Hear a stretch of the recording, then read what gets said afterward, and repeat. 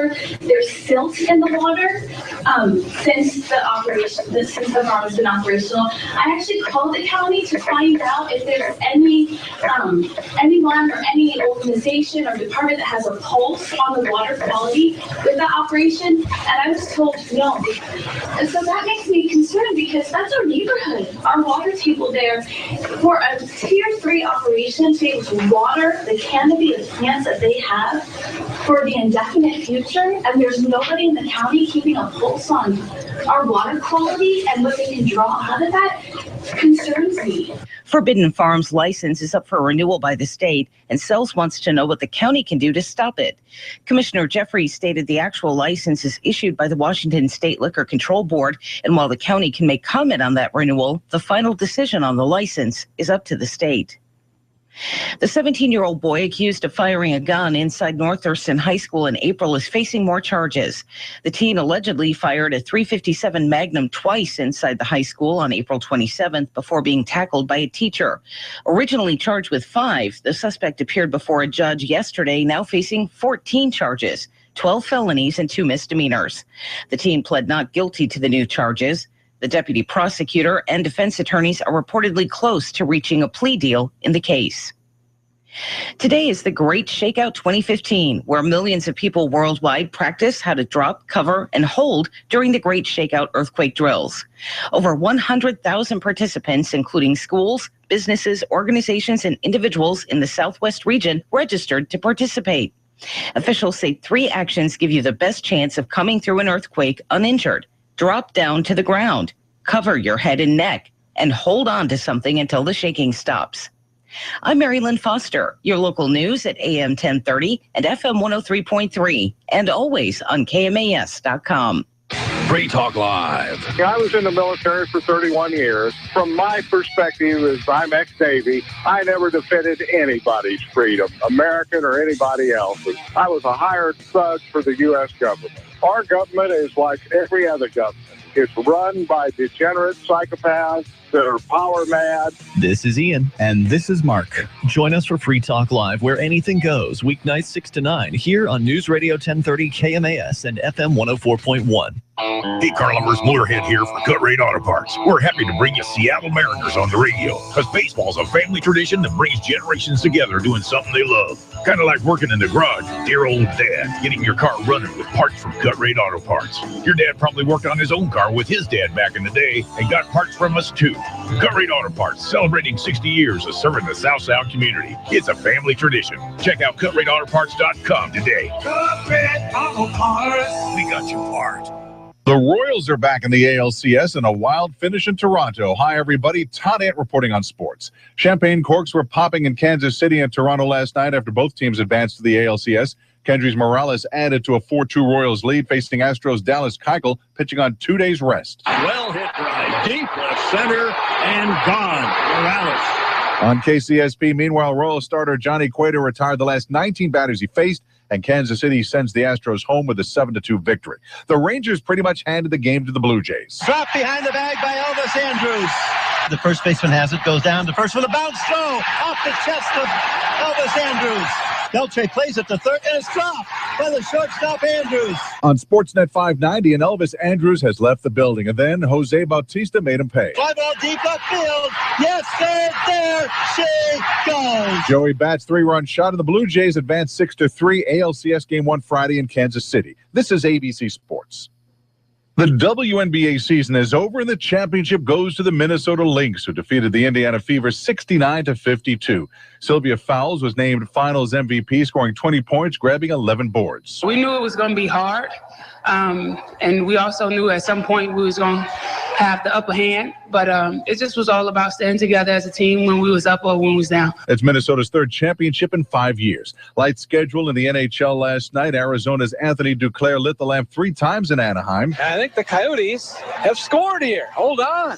I don't think the play was whistled dead yet. I think the Coyotes will get their 4th goal, and it's Anthony Duclair. That's his first career NHL hat trick. On KTAR, the Coyotes get the 4-0 win over the Ducks and improved to 3-0. Michael Neuwirth provided the wall, turning back 30 shots in his second straight shutout, and the Flyers shut down the Blackhawks 3-0 in Philadelphia.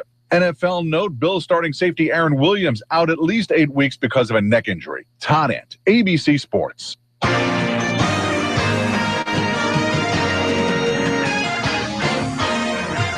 Vegas, they threw a bunch of stuff on it. Yeah, and then the next inning, the Rangers took a wash.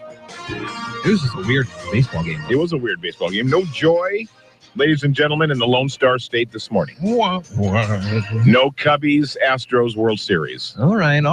Be a Cubbies something, but it won't be a Cubbies Astros. Cubbies Blue Jays sounds like maybe. Yeah, Cubbies Blue Jays, Cubbies Royals. Where's Toronto in relation to Chicago? North.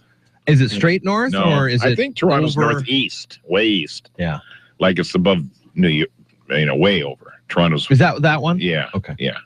So, and I think Toronto's isn't it the biggest city, metropolitan city in the country? I think it's Canada. the big one. Hi guys, how's everybody doing? Hi-oh. Good morning. Back. I am back. Welcome back. Thank you. As near as I can tell, it was 6 and I was here, so.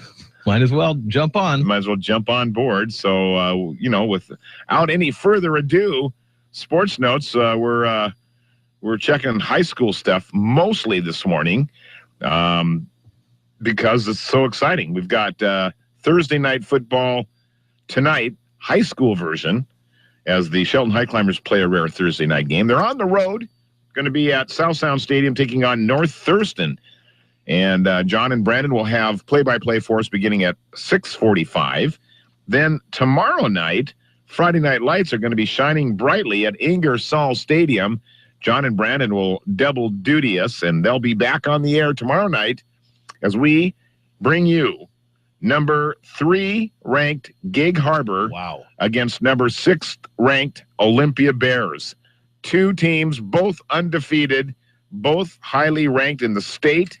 Wow, what a game it's going to be. Yeah. So be tuned in for that. 103.3. It's Gig Harbor Tides. Is it the Tides? Yeah.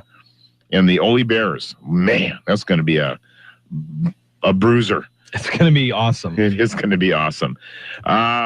Next half hour or so, we'll get caught up to date on some Seahawk notes for you as we, take a look at some of the key matchups in week number 6.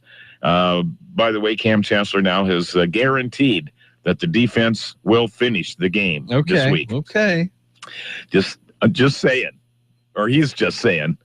Anyway, that's really all the sports we got for you here this time around. There is some Thursday night NFL action, but we're going to supplant that with high school football. Yeah, I gotta figure out my picks. Yeah? How did I do last week? Anywho, 39 out there right now. Clear skies. Going to be warmer than yesterday. I think you had 7 or 8, depending on who you chose for Monday night. 70 the high today, 75 tomorrow. Saturday, 60, and the rain looks likely to show up and continue on into next week. But 39, it is chilly out there right now. It's Daybreak with Jeff and Dale on KMAS News Radio. Join the guys as they talk with neighbors, newsmakers, and each other, getting your day off to the absolute best possible start in the history of mornings. Connect with Jeff and Dale through the KMAS listener line, by email or Facebook. Now, from somewhere in the wilderness of the Olympic Peninsula, Daybreak with Jeff and Dale. All right, good morning to you. It is Daybreak here, 6:14 on a Thursday morning. And as Dale mentioned, we have high school football for you tonight. Shelton plays at North Thurston. We'll make sure you're reminded of that on 103.3 and on the website, KMAS.com, with your mobile phones and tablets and all that good stuff. You can go right to your web browser. Yeah. And go to KMAS.com. We have what is called a responsive website. Yes, a responsive something. Some dynamic responsive website, and so it makes it look great on whatever device you have as we continue to have a little problems with our unless app. you have one of those flip phones. And then Gosh. I had a flip phone that I think had internet access, and it was back when it was about 50 cents a minute or whatever, data. Yeah. And you could see websites, but it definitely A little distorted. Not like nowadays. No. Not like nowadays. So what's going on? How you doing? I'm doing What's been going on? Well, I've been gone most of the week. I have. This makes for a pretty pleasant stay today and tomorrow, and then there's the weekend. Uh-huh. I like that. It's not that I haven't been working and doing stuff, but just no room for that morning show. Yeah. And so that was that. And thank you, Carol Gardner, for filling in most admirably. By the way, you guys, I did get a chance to listen to the debate on Tuesday. It was awesome. Good job. And we have one more big forum for everybody this next Tuesday evening at the Mason Transit Community Center. And we're inviting everybody to join us for that from 6 till 8 p.m. next Tuesday night, live at the community center as we bring all of the folks that are running for offices out of the weather and on the air. And we'll be broadcasting that live for you next Tuesday night at 6 p.m. Today, we've got kind of an all-star cast of visitors. Yeah. Not taking it easy at all. So first, Mason County Assessor Melody Peterson will be in this morning. What's Melanie got to talk to us about? That must mean that property taxes are upcoming.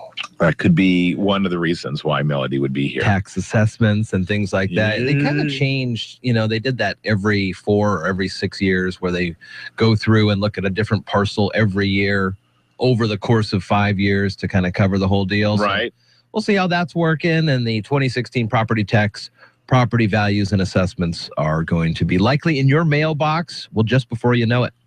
After that, at 8, Summit Pacific Medical Center is having a wellness fair this weekend, and encourage you to head on out there and learn a little bit more about Summit Pacific Medical Center in Elma. It's a beautiful facility. Yes, it is. is. They've done some great work with some, rural health care, bringing folks the ability to head to their doctor. You don't have to drive 3 hours. Yeah, East Grays Harbor County has got a really first-class medical facility there in Elma now. And so we'll talk. Probably Lauren Day will be in to join us this morning. She's the media connection there at Summit Pacific. So that's that. And then it's Thursday, so we focus on Shelton. Yeah. I don't know who's coming in.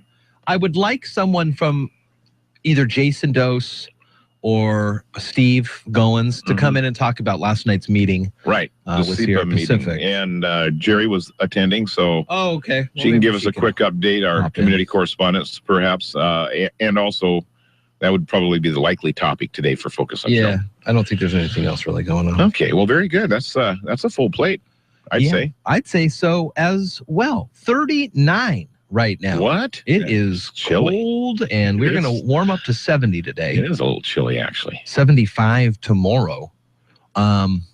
Really? The high temperature, 75? I was listening to Chad Benson the other night. Last Friday night? Anywho, I thought I was listening to a repeat because he was talking about taking his son, Jack or whatever, out to play or go see a movie over the weekend. And he says it's going to be 100. It is scorching. Well, Monday Night Football, it was 95 on the field in San Diego. Wow. I talked to an old resident of the area, Ron Redmond, on the phone yesterday. No, what's he up to? Oh, he's sitting out in the middle of the desert. I think he's got in cahoots with Art Bell. I wouldn't be surprised. I wouldn't be surprised. Anyway, he's heading south of the border, wanted to know if I had anything to put on his shopping list. Oh, south of the border down Mexico way. And so it was 93 when he called it. Oh. Yeah. Wow. So there you go. That's nice to hear from him. Yeah. He's going to be up here in a couple of weeks. Just might as well warn the community. Warning. So we got all that going on. And, of course, it's Thursday already. Yeah. The week's flying right on by, and we're counting down to Halloween. I understand you picked up your fog machine over last weekend. And you're good to go. You got the house all scary and ready to take on the trick-or-treaters? Yeah, we had a couple kids come by last night, actually, from getting off of the school bus, and they go, your house is super scary. It's the scariest house every year. Doesn't that make you feel good? Well, You're setting a precedent I there. am, and it continues just to go overall. Here's a tip for you, fun tip. We had some... Well, we'll talk to you about it over the break, but it's a easy and relatively cheap way, with a little work, though, to light up your front yard. Oh, really? Yeah. Okay. So we'll talk about that right after this. We got to check what's going on in the NFL with Westwood One after this. You're listening to Daybreak with Jeff and Dale on KMAS News Radio. I'm Kyle Montgomery with NFL Network Now on the Westwood One Radio Network. Seahawks coach Pete Carroll told reporters on Wednesday that Marshawn Lynch looks ready to go for a full workload Sunday against the Panthers. Lynch has missed the past 2 games with a hamstring injury that he suffered in Week 3. Bills quarterback Tyrod Taylor took Wednesday's opening practice snaps after Coach Rex Ryan said that he would not rule Taylor out for Sunday's matchup with the undefeated Bengals. Taylor told reporters on Wednesday that he expects to start. Meanwhile, NFL Network's Albert Breer is reporting that Tom Brady's blindside protector Nate Solder has a torn right biceps. The injury will cost the Patriots left tackle the rest of the 2015 season. Steelers quarterback Ben Roethlisberger participated in 7-on-7 drills in practice on Wednesday. Roethlisberger has missed the last 2 games with an MCL sprain and a bone bruise, which he suffered in Week 3. And Thursday Night Football marches into the Big Easy for an NFC South showdown. Football starts here. Falcons, Saints, Thursday, 8 p.m. on NFL Network and CBS. This has been NFL Network Now on the Westwood One Radio Network. We're 100% certain it's gonna rain, eventually. And we know it's gonna get dark tonight.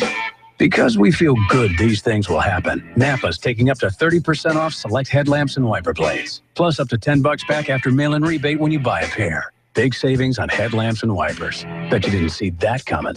Conquer the job with Napa Know-How. At participating Napa Auto Parts stores while supplies last. Offer expires 11/14/15. How fast are Allegra gel caps? It's raking the leaves and loving it fast. How strong are Allegra gel caps? I'm running with my favorite workout partner, Strong. Non-drowsy Allegra gel caps give you noticeable relief of your toughest allergy symptoms. It starts working in just 1 hour, 2 times faster than Claritin's first dose, and stays strong for 24 hours. It's saying yes to pick up football with the guys, Strong. Allegra gel caps. Nothing's faster, nothing's stronger. Among OTC oral antihistamines. Use only as directed. Visit Allegra.com. Are you tired of commuting to a job that makes someone else rich? Working harder than ever, but getting nowhere? Do you hate spending hundreds of dollars every week on daycare? Having someone else raise your children? With our opportunities, you can start earning money as soon as next week. You get to be the boss, work from home, and live a happier life. At Be the Boss Network, you'll find hundreds of work-from-home opportunities that you can literally start today and be earning money as soon as next week. Go to freedom31.com and start earning money as soon as next week. You get to be the boss. Get out of the rat race. Work from home. Go to freedom31.com right now and change your life today. That's freedom, the number 31.com. Go to freedom31.com and start earning money as soon as next week. You be the boss. Go to freedom31.com. Hi, I'm Marilyn Vogler, and I'm running for mayor of Shelton. You'll also be voting on a 0.2% sales tax increase for the Transportation Benefit District. There's been a lot of talk about what this money can be used for. What matters is what it will be used for. I'll work to ensure these tax dollars are spent for street repair and maintenance. Vote for me and the 0.2%. Let's get to work on our roads. Paid for by the committee to elect Marilyn Vogler.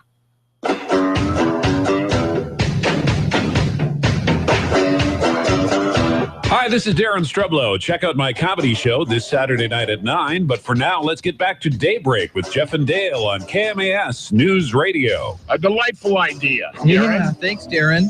Good stuff there, and it's Daybreak with Jeff and Dale.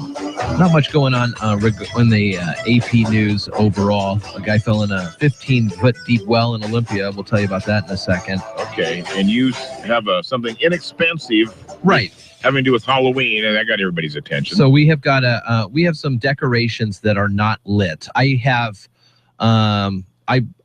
built in the past some decorations out of wood, and so there's no lights attached to them. Right. They're just like googly eyes that hang out in the trees. And once it gets dark, you can't see them. And so I'm looking at ways, inexpensive, to light them up. And there's solar lights, but those don't really work. I mean, come on. They don't really work.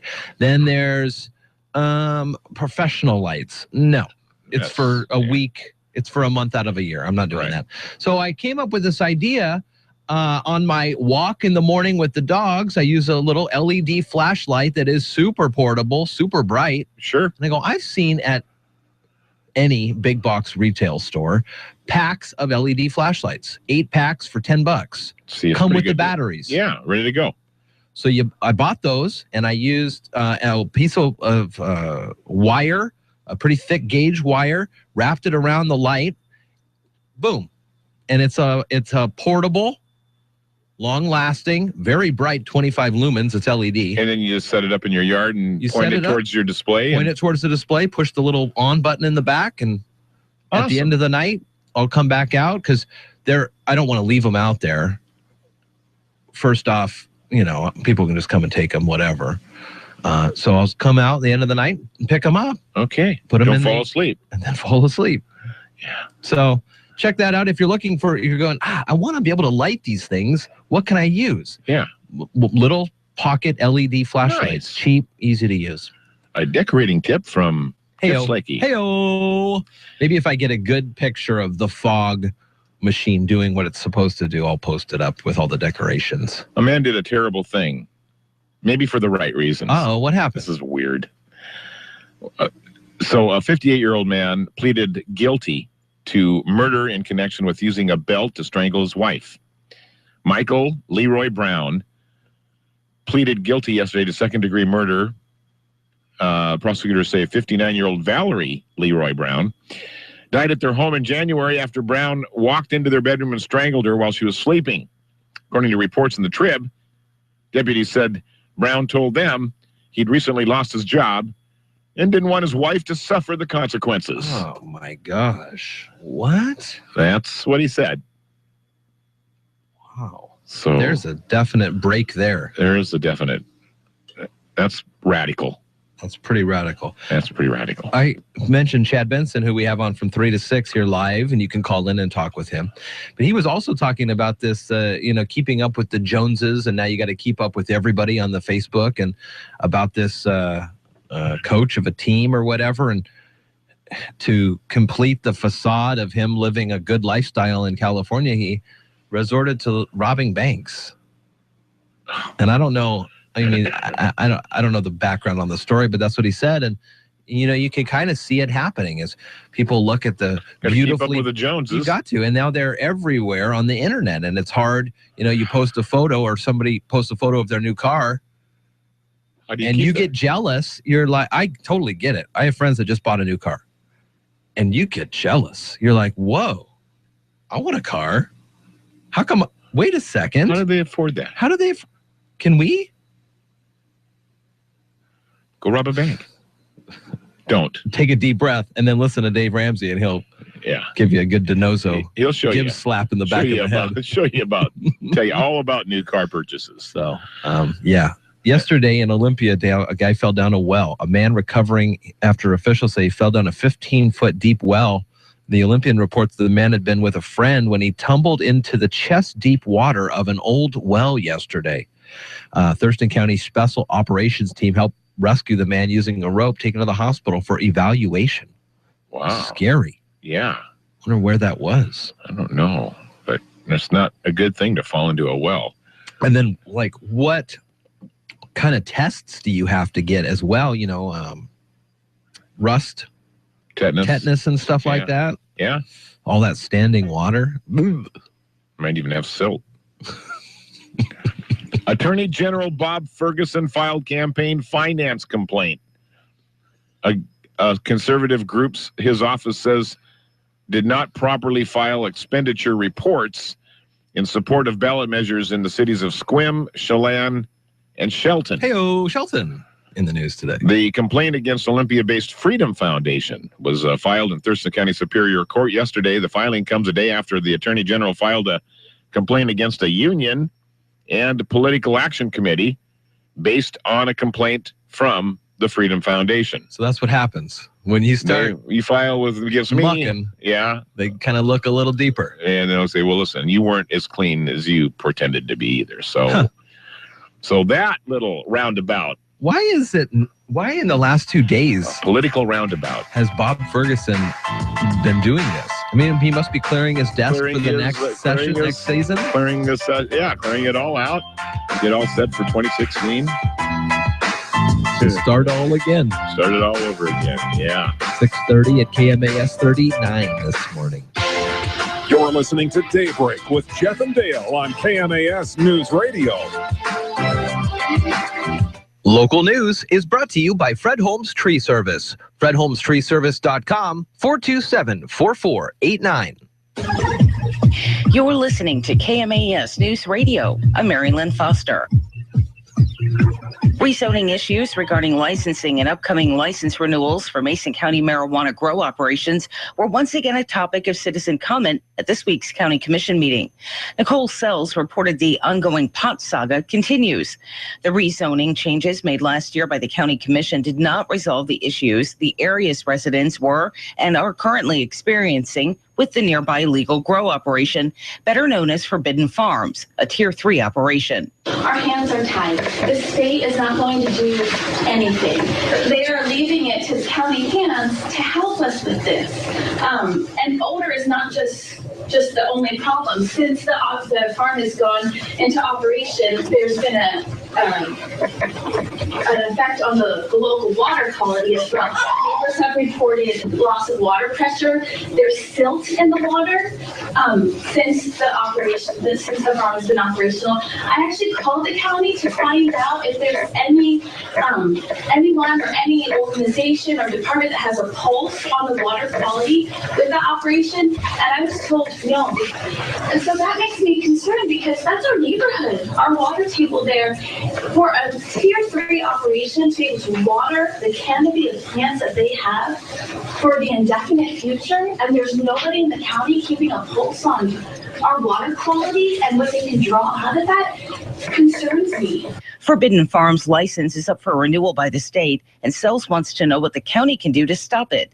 Commissioner Jeffrey stated the actual license is issued by the Washington State Liquor Control Board, and while the county can make comment on that renewal, the final decision on the license is up to the state. The 17-year-old boy accused of firing a gun inside North Thurston High School in April is facing more charges.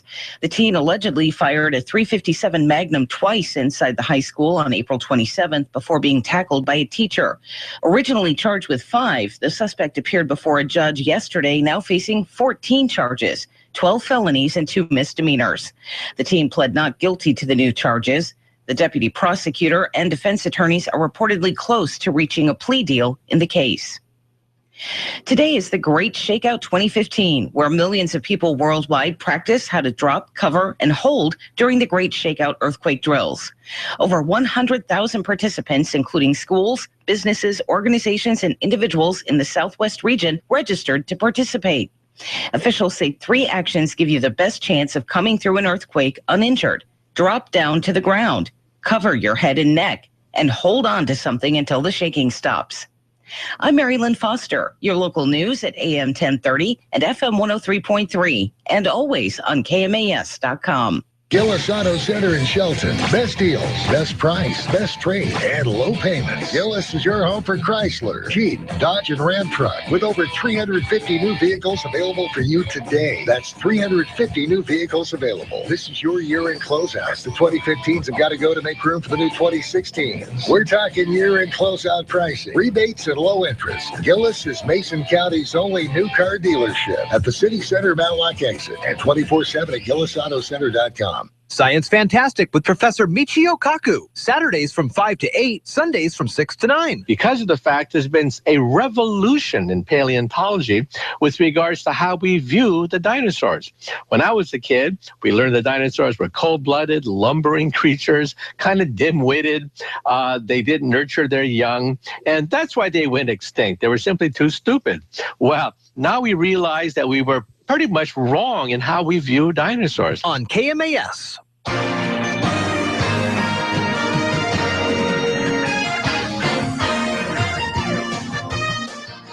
For News Radio 1030 KMAS Shelton and FM 103.3 and streaming audio and video this morning online, KMAS.com.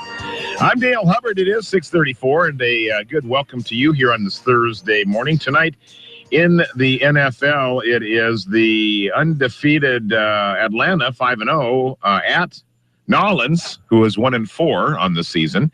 And that game won't be on the radio because we have Thursday Night Lights tonight. The Shelton High Climbers on a rare Thursday night road trip. They're heading to South Sound Stadium to take on North Thurston. Should be a good Narrows League matchup. North Thurston and the High Climbers will have action for you with Brandon Sparks and with John McGlamory, and that'll be starting at 6:45. Then tomorrow night, the boys will be at Ingersoll Stadium to cover the undefeated and third-ranked Gig Harbor Tides, who are taking on the 6th-ranked and undefeated Olympia Bears. What a big, bruising game that will be tomorrow night from Ingersoll Stadium, live here on the radio at 6:45. And Seahawks getting ready to take on the undefeated Carolina Panthers, who are 4-0 on the season. Wow. And so that'll be Sunday as we host the Carolina Panthers. As I find it interesting to note that we're 2-4 on the season and a 6.5-point favorite to win at home against Carolina tomorrow on Sunday. All right. Marshawn Lynch continues to recover from his hammy. He's missed 2 games, and Pete Carroll, as always, expressed optimism that Lynch will be ready to face the Panthers on Sunday. He should be ready to go, Carroll told reporters. We're going to do the week so that he'll practice go tomorrow and Friday. And he went through the walkthroughs today. He's going to run today for the conditioning purposes. He looks great. Looks like he's ready to go. He also made it clear that Lynch won't be sharing the job with undrafted rookie agent Thomas Rawls, who racked up 169 yards last week against the Bengals. I think he's earned that, Lynch. Carroll said of Lynch. He says, but Thomas, he'll be there for when Marshawn needs a break. All right. All right. So there you go. That's the latest in sports. Jeff, weather, a 70-degree day? Yeah, but it's cold now. 39 right now, warming up to 70, as you mentioned, with partly cloudy sky. Tomorrow, 75 with more of the same. Rain looks likely to show up Saturday and continue on into next week. 39 right now. It's Daybreak with Jeff and Dale on KMAS News Radio. Join the guys as they talk with neighbors, newsmakers, and each other, getting your day off to the absolute best possible start in the history of mornings. Connect with Jeff and Dale through the KMAS listener line, by email, or Facebook. Now, from the capital of the great state of Washington, Daybreak with Jeff and Dale. All right, good morning to you. 6:38 at KMAS. In a few minutes, we'll be living the country life on a new feature at KMAS. But we want to bring in Jerry Eckenrode, who was at the meeting last night for the city, getting to know Sierra Pacific. It was at the Civic Center. And morning, Jerry. Good morning. Good morning, Jerry. Good morning, Dale. It's nice to have you back. Oh, thank Carol was a breath of fresh air, although, everybody missed you, but they like Carol. I know. That's good. Yeah. So you were at the meeting last night. Yes, it was a public information meeting, and it was regarding Sierra Pacific's and the SEPA process, where they're trying to get all of the community input. So they have a community meeting. They've requested input. They need to have that input back by October the 25th, I believe. On the board, it said October 22nd, but so I would target October 22nd. Anyway, at the meeting, of course, there was a barrage of people. Not only were our city community development director Steve Goen and Jason Doe's city planner there, but Lisa Perry from Sierra Pacific, their ecology director,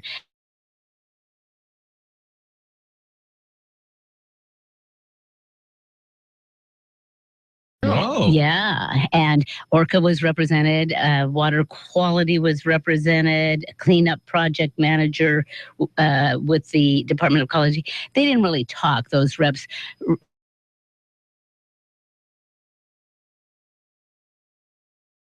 Of Sanchez, and he kind of gave the introduction and why they were there and the interest of, the environment, and that with the governor and as well as with the project, and also from an economic standpoint, everybody's very interested in how that project is going and getting jobs back into the city and the county. interestingly, there was only one city commissioner, Tracy Moore, but all three county commissioners and one senator. Oh, he was a county commissioner too. Sheldon were there. Yeah. So all three were there. Yeah. Only one city person was there? Yeah, and there may have been some conflicts with other meetings. I don't know. I'm not their day-timer planner. Their day planner. No. Right. Okay. Anyway, so Lisa Perry, of course, she is the public relations person, and everybody's pretty familiar with her. She spoke about the company, but Tony did most of the talk about the what was going to stay, what wasn't going to stay. All the plans, I'm not going to try to explain the plans over the radio, but they're available on the city website. Okay. Yeah. And so we'll post a link to that so that people can go there. And it has the layout. It has what new buildings are. They have some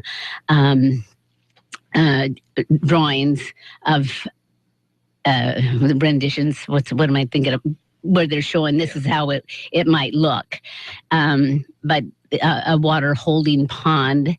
They're trying to keep things away from the freshwater outlets, which was the Shelton Creek and Goldsboro. Oh, okay. And they're also trying to keep it buffered away from the bay. And so that, there's plenty of buffer in between those. So they're really, really focused on the environment. And anyway, the city has issued order to proceed. Let me see if I can recall what he said, what Jason Doe said.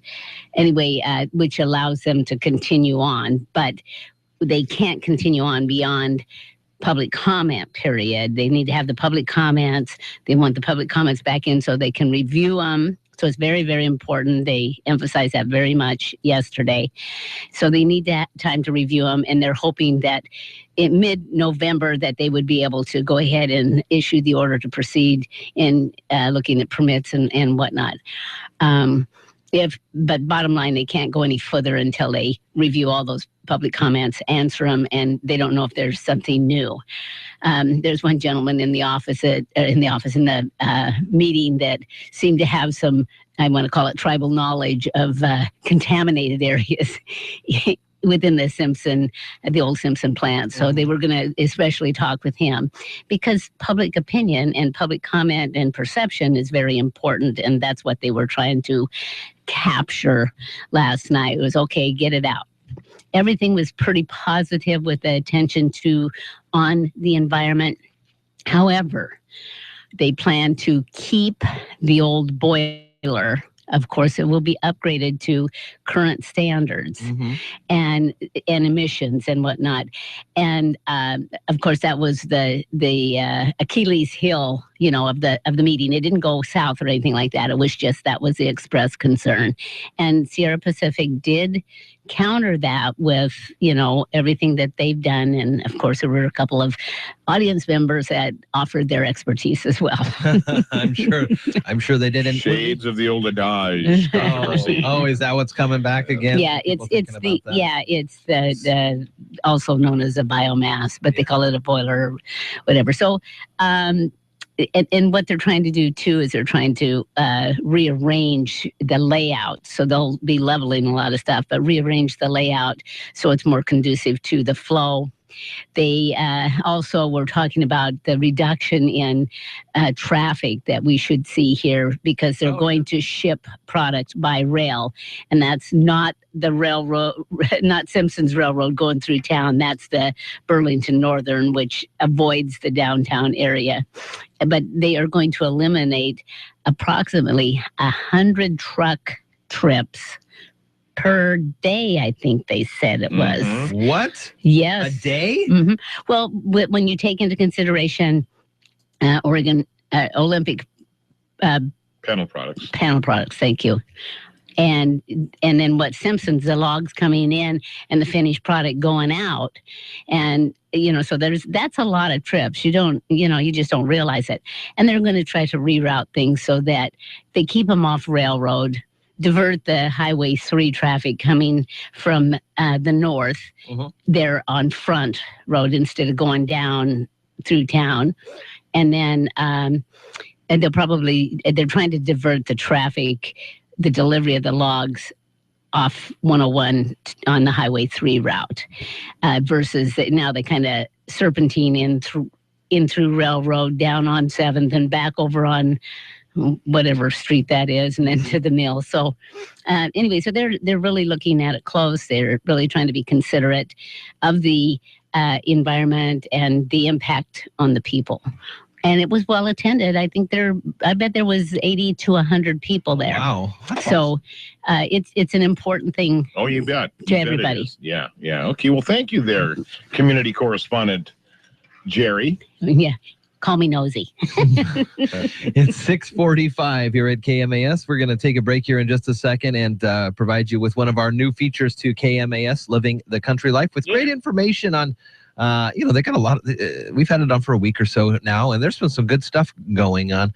Also, some new questions about fantasy football, the DraftKings deal. We'll talk about that. And it's the great shakeout today, Jeff. Oh, that's right. 10:15 at 10:15. We'll be shaking and rattling and rolling. Holding and rolling and covering and dropping. We should have an EAS alert at 10:15 as well. We should. You're listening to Daybreak with Jeff and Dale on KMAS News Radio. That cute bunny just sitting there and not running away from you isn't tame. It might be sick. Hi, I'm Jody Henke. Rabbits and rodents can be infected with an illness that transmits to humans as you're living the country life. Living the country life. Ideas and inspiration for your place in the country. You can find more information on today's topic and from previous shows by visiting us online at livingthecountrylife.com. We'll return to the show after these messages. If your chicken coop is nicer than your garage, then you may have a passion for poultry. We are looking for some innovative, creative coops just like yours. Enter our Creative Coop Photo Contest brought to you by Cargill Nutrena today. 3 lucky coop owners will each receive free Cargill Nutrena Nature-Wise all-flock feed. There are many ways to enter. You can enter up to 5 photos online at livingthecountrylife.com/Creative Coop Contest or hashtag your Coop Photo Creative Coop Contest on Instagram, Twitter, or Facebook, or find us on our Facebook page at Living the Country Life. View our website to browse entries and get ideas for your own poultry palace at livingthecountrylife.com/Creative Coop Contest. No purchase necessary. Contest ends at 8:59 p.m. Central Time on December 31st, 2015. Subject to official rules at livingthecountrylife.com/Creative Coop. Void where prohibited. Sponsor Meredith Corporation. Enter your coop photos today at livingthecountrylife.com/Creative Coop Contest.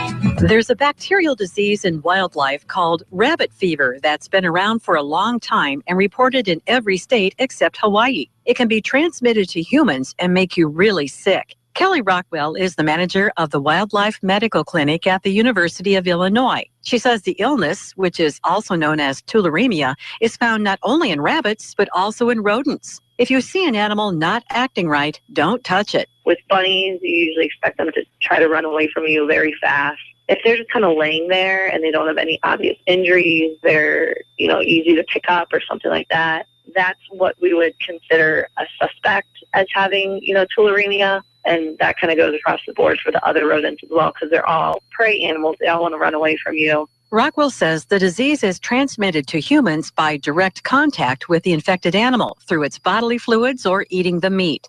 Another way is by getting bit by an insect that recently bit the animal. The disease is not transmitted human to human. If you've touched a rabbit or rodent and start feeling sick within a few days, get to your doctor right away. Usually it'll start off as kind of flu-like symptoms, so aches, fever, chills. It can progress to muscle pains. You can also get glandular issues, so you might kind of feel like you have swollen glands, and it can progress from there, and it can actually be fatal. But if you think there might have been an exposure and you feel like you're developing these signs, certainly go to a healthcare professional and you can get antibiotics for it. Pets can also become infected, so keep them away from wildlife and watch for any signs of illness.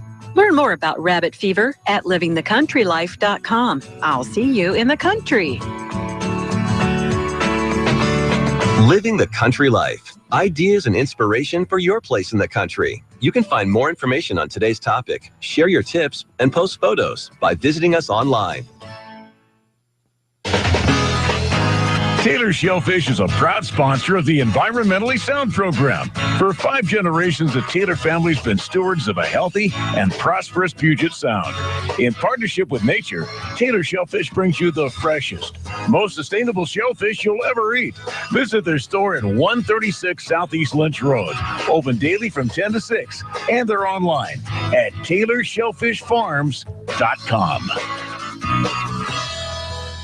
At a time when fun nights out can be really expensive, Lucky Eagle Casino invites you to laugh a lot for just a little, because Saturday, October 17th, they're having their own comedy festival with 1 million laughs for just $15.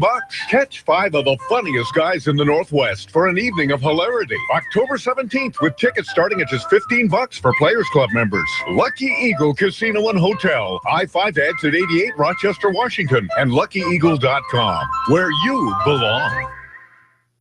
Summit Pacific Medical Center is bringing back Grays Harbor's free Peak Health Wellness Fair, Saturday, October 17th from 9 till 2 at the Grays Harbor County Fairgrounds. This free event includes vision and hearing screenings, cholesterol and blood pressure checks, chair massages, and yoga. The kids can meet Sparky the Fire Dog and tour the Life Flight Helicopter. There's something for everyone. Saturday, October 17th at the Grays Harbor County Fairgrounds from 9 till 2. The Peak Health Wellness Fair, sponsored by Summit Pacific Medical Center.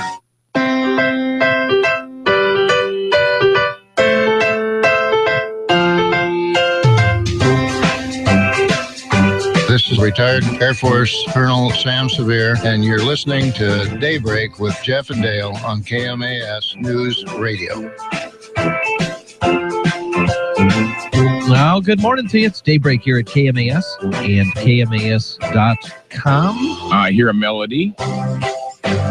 I would too. Melody Peterson in a little later on today, our assessor for Mason County. Talking what now? Property taxes. Oh, yeah. It's about that time. That's it. Exactly correct. And you just heard the reference to the big wellness fair, health and wellness fair that's going to be happening in Elma at the Grays Harbor Fairgrounds this coming Saturday. We'll have from the Summit Pacific Medical Center, Lauren Day, we suspect, or other representatives of the medical center to tell us all about what they have planned for this coming Saturday. Should be a lot of fun.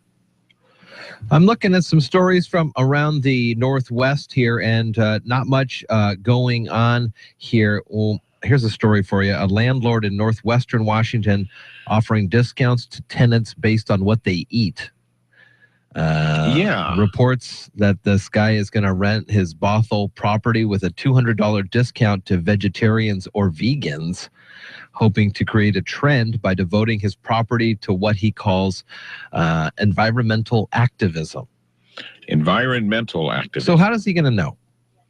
Is he going to go through the trash? I guess he is. I'm not sure. I mean, it's on an honor system, maybe. It's expensive to live in Seattle and Bothell in the area. Yeah, I'm a vegan, man. $200 off? Sure. Why does your breath smell like burger? It's a mushroom burger. Just kiss somebody. A mushroom burger. Yeah. One of them portobellos. Yeah. No, you still have grease on your chin. Anyways. Tofu burger.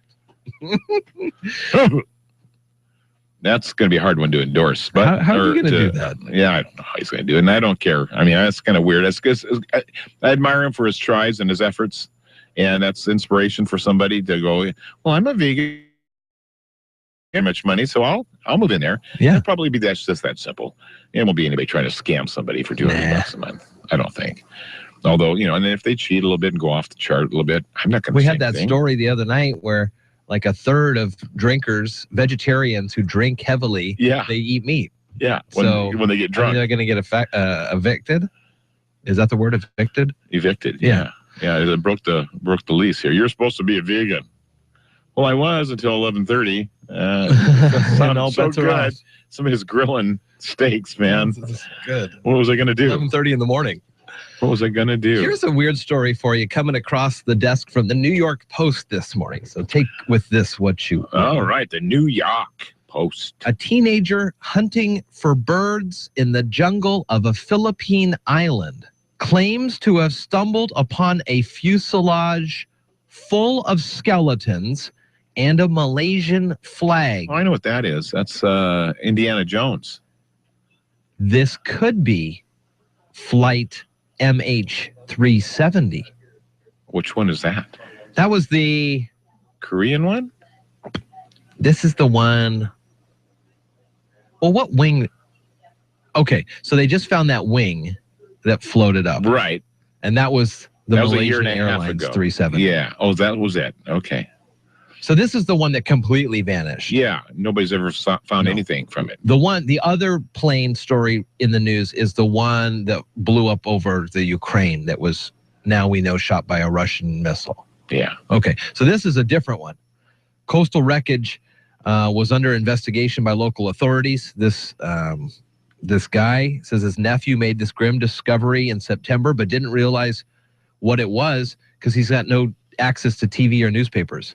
He says the skeleton was still in the pilot's seat. How are they skeletons already? Yeah, that's a good question, too. Seems like they'd be older than the youth and 18 pals months. Found, quote, many skeletons in the fuselage, some still wearing seatbelts. Yeah. The teen also allegedly swiped a piece of fabric to use as a blanket, only to discover later that it actually was a Malaysian flag.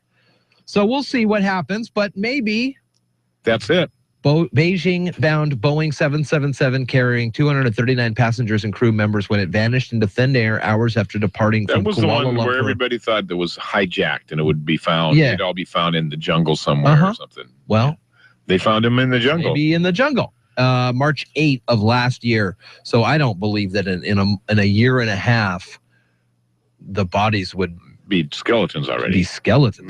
Maybe if the bugs ate them all. There's a lot of crazy bugs in the heat of the Philippine jungles. You know it. Woof. You know it.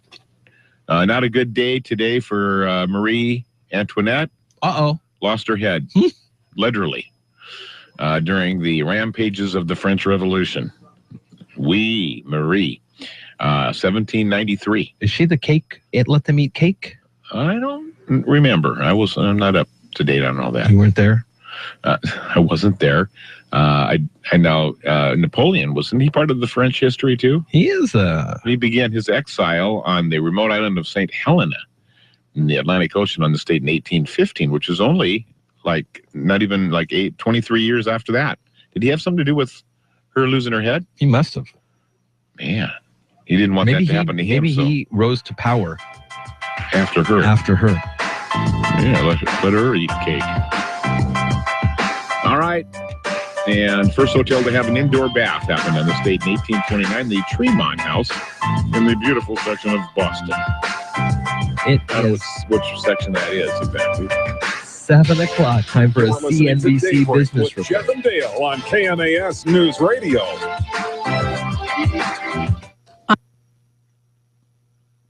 Radio.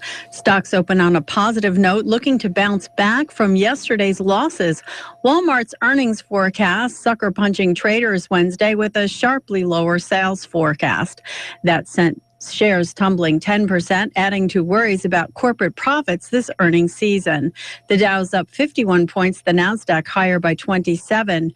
Valiant Pharmaceuticals is under investigation over price increases for 2 of its heart drugs. The company says it has received subpoenas from federal prosecutors who want to know how it prices medication, distributes them, and assists patients in paying for them. The Labor Department reporting initial jobless claims fell 7,000 to 255,000. That matches the lowest level in more than 40 years. And in just a few moments from now, we'll get a look at the manufacturing sector with the monthly Philadelphia Fed survey. Chris Maurer, CNBC Business Radio.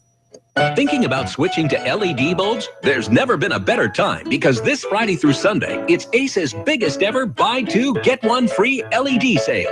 Buy any 2 select LED bulbs and get 1 free. Hurry in to mix and match from our best-selling, longest-lasting LED bulbs and save on your energy costs. Only at Ace. Ace is the place with the helpful hardware, folks. Buy 2 select Fight LED bulbs, get 1 of equal or lesser value free. While supplies last, store stock only at participating stores October 16th through the 18th. See store for details. I'm terrible with money. Apparently, a PhD in physics won't help me predict the trajectory of my own retirement. So I work with TIAA CREF. You get quality, personalized advice no matter what your balance is. For me, they make investing as easy as Newtonian physics. Advice for everyone. One more way TIAA CREF is created to serve and built to perform. Visit TIAA.org. TIAA CREF Individual and Institutional Services, LLC. This testimonial is an act of portrayal. Advice is subject to institutional plan rules. Investing involves... KMAS Shelton is now everywhere you are. AM 1030, FM 1033, and online at KMAS.com. Here's the latest from ABC News. I'm Karen Chase. President Obama is abandoning his promise to end the war. ABC's Martha Raddatz tells us he's decided to keep a large U.S. troop presence in Afghanistan through next year and beyond. The mission of those troops will be what it is now: counterterrorism operations, going after al-Qaeda, ISIS, and training and assisting the Afghan troops. The commanders felt the Afghan forces were not really ready to be on their own. No pay raise this year for Social Security recipients and other government beneficiaries. This year's cost of living increase adjustment is zero because of a lack of inflation. Adding credence to the government's calculations, the consumer price index dropped 0.2% in September. Walmart announced a huge multi-billion-dollar drop in profits, and ABC's Rebecca Jarvis says you will likely share their pain. That move affects almost everyone with a retirement savings account because Walmart is one of the most widely held stocks in the country. But even if you've never invested in the market, Walmart's struggles today will mean even deeper discounts this holiday. Vice President Joe Biden says all the candidates did well in the Democratic debate, but still won't say whether he'll join the presidential race. Democratic strategists say strong performances by Hillary Clinton and Bernie Sanders may have made it harder. ABC Chief White House correspondent Jonathan Karl talked to the insiders. I cannot find a single senior staff member in the White House, a single senior aide to the president who thinks Biden is going to run. The clear sense in the West Wing is that he will not run, although all of those senior officials acknowledge that they don't know for sure, that Biden has not told them anything. Oscar Pistorius will be formally freed from prison October 20th and will move to house arrest at his uncle's home.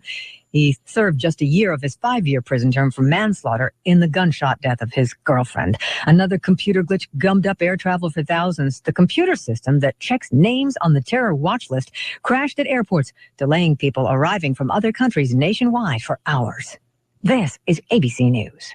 Racing legend Richard Petty for Blue Emu. After over 1,100 races, you could say I've been through the ringer. To help me keep feeling my best, I use odor-free Blue Emu made with real emu oil. Blue Emu Continuous Pain Relief Spray makes it perfect for all those hard-to-reach places. And now there's the new Blue Emu Maximum Arthritis Pain Relief Cream. Perfect for hard-hitting arthritis pain. Thanks to Blue Emu, nothing slows down the king. Use what I use, Blue Emu. It works fast and you won't stink. How do you stay connected to your business when your work has you traveling from Miami on Monday to Tacoma on Tuesday?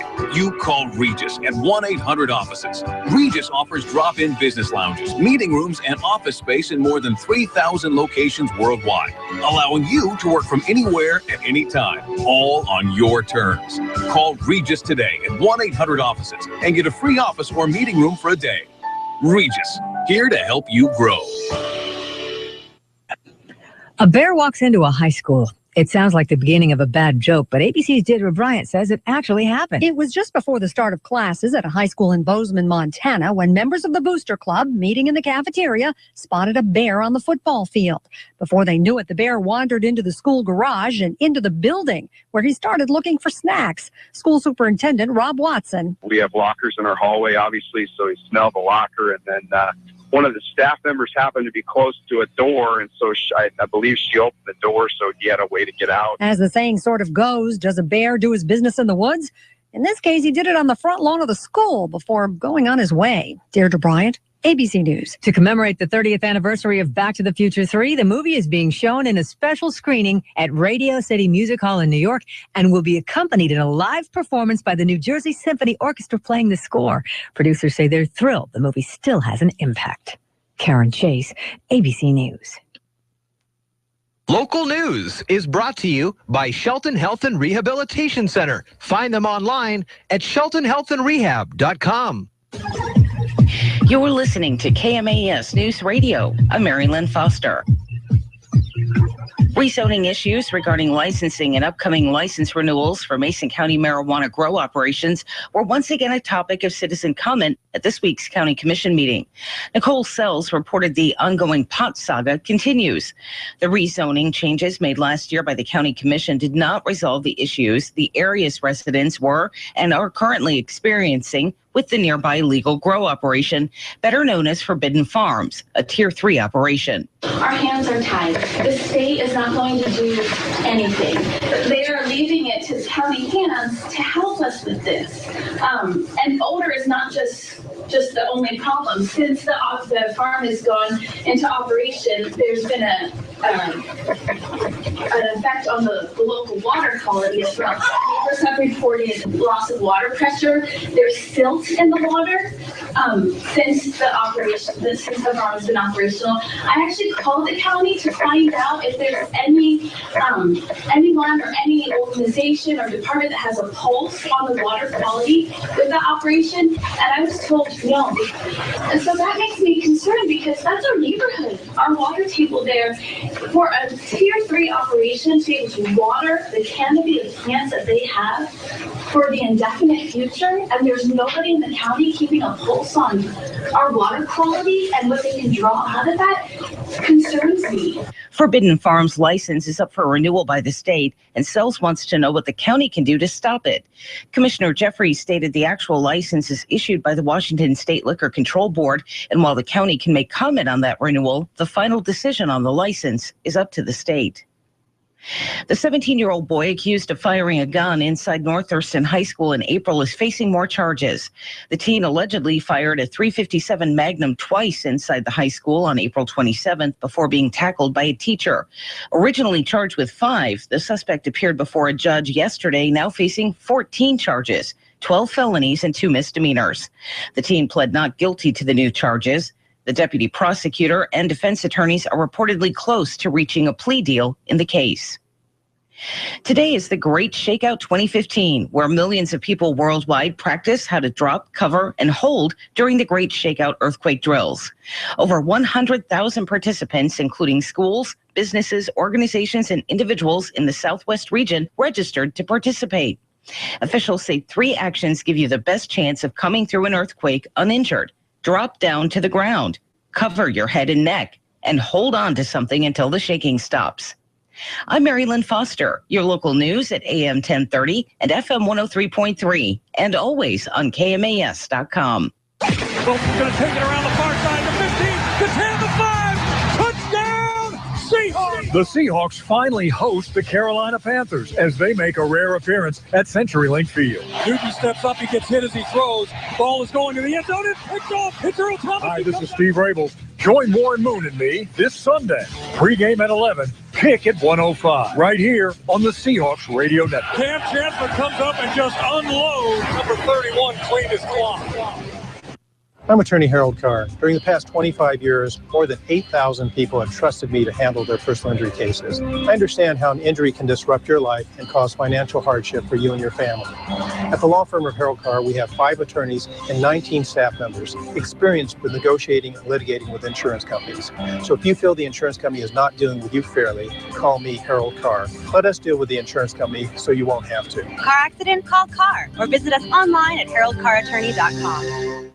The Royals are back in the ALCS in a wild finish in Toronto. Hi, everybody. Todd Ant reporting on sports. Champagne corks were popping in Kansas City and Toronto last night after both teams advanced to the ALCS. Kendrys Morales added to a 4-2 Royals lead, facing Astros' Dallas Keuchel, pitching on 2 days' rest. Well hit drive, deep left center, and gone. Morales. On KCSP, meanwhile, Royal starter Johnny Cueto retired the last 19 batters he faced, and Kansas City sends the Astros home with a 7-2 victory. The Rangers pretty much handed the game to the Blue Jays. Dropped behind the bag by Elvis Andrus. The first baseman has it, goes down. The first one, a bounce throw off the chest of Elvis Andrus. Delche plays it to third, and it's dropped by the shortstop Andrews. On Sportsnet 590, and Elvis Andrus has left the building, and then Jose Bautista made him pay. Fly ball deep left field. Yes, sir, there she goes. Joey Bat's 3-run shot, and the Blue Jays advanced 6-3 ALCS Game 1 Friday in Kansas City. This is ABC Sports. The WNBA season is over, and the championship goes to the Minnesota Lynx, who defeated the Indiana Fever 69-52. Sylvia Fowles was named Finals MVP, scoring 20 points, grabbing 11 boards. We knew it was going to be hard, and we also knew at some point we was going to have the upper hand, but it just was all about staying together as a team when we was up or when we was down. It's Minnesota's third championship in 5 years. Light schedule in the NHL last night. Arizona's Anthony Duclair lit the lamp 3 times in Anaheim. I think the Coyotes have scored here. Hold on.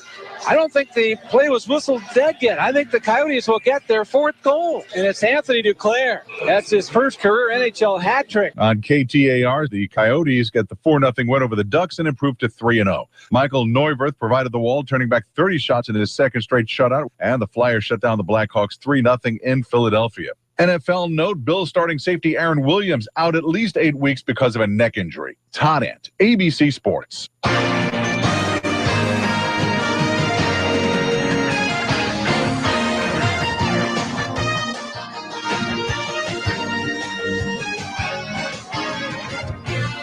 For News Radio, 1030 KMAS Shelton, FM 1033, and online audio and video this morning, KMAS.com. Good morning, everyone, and welcome to it.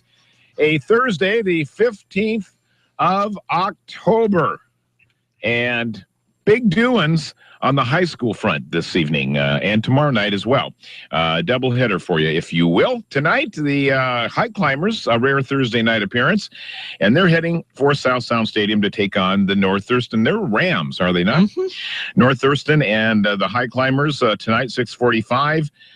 With our fellas. And then tomorrow night, Friday Night Lights continue, as we've got a real doozy for you. Number 6th ranked Olympia, undefeated, 6-0. Taking on number 3 ranked Gig Harbor, undefeated, 6-0. Mm-hmm. As the song says, something's got to give, something's got to give, something's got to give. This is going to be a good game, and we'll have all the play-by-play for you. We'll start at 6:45. Brandon Sparks, John McGlamory with all the play-by-play tonight and tomorrow night. High school football takes center stage both evenings here on News Radio KMAS. Meanwhile, tonight, the New Orleans Saints, 1-4 on the season, taking on the undefeated 5-0 Atlanta. What is that, Atlanta Hawks? Falcons? Falcons, there it is. The Atlanta Falcons. And, Atlanta was the team that took us out of the playoffs 3 years ago now, but it was our first taste of the playoffs in a long time. First taste of playoff action with Russell Wilson, first taste of the playoffs with Pete Carroll. So that seems like so long ago. Atlanta's had a horrible 2 years since then, and they fired their coach, Mike Smith, and they've got a new coach who you may recognize when you see the game tonight. I think, is it Dan Quinn? DQ, I think, is the head coach at He went to Atlanta? Yeah. And so he's got those boys playing some pretty good football right now. They're 5-0, way different than the old Atlanta Falcons team. So that's on the big screen tonight. And that's sports for you this time around. Jeff's got a pretty good-looking forecast. 42 right now and 71 the forecasted high today with no rain tomorrow either, 74. Saturday, it looks likely that we'll see some rain and the temperatures to get to just the upper 50s. Starting to really cool off around here. 42 right now. It's Daybreak with Jeff and Dale on KMAS News Radio. Join the guys as they talk with neighbors, newsmakers, and each other, getting your day off to the absolute best possible start in the history of mornings. Connect with Jeff and Dale through the KMAS listener line, by email, or Facebook. Now, from the shores of Hood Canal, Daybreak with Jeff and Dale.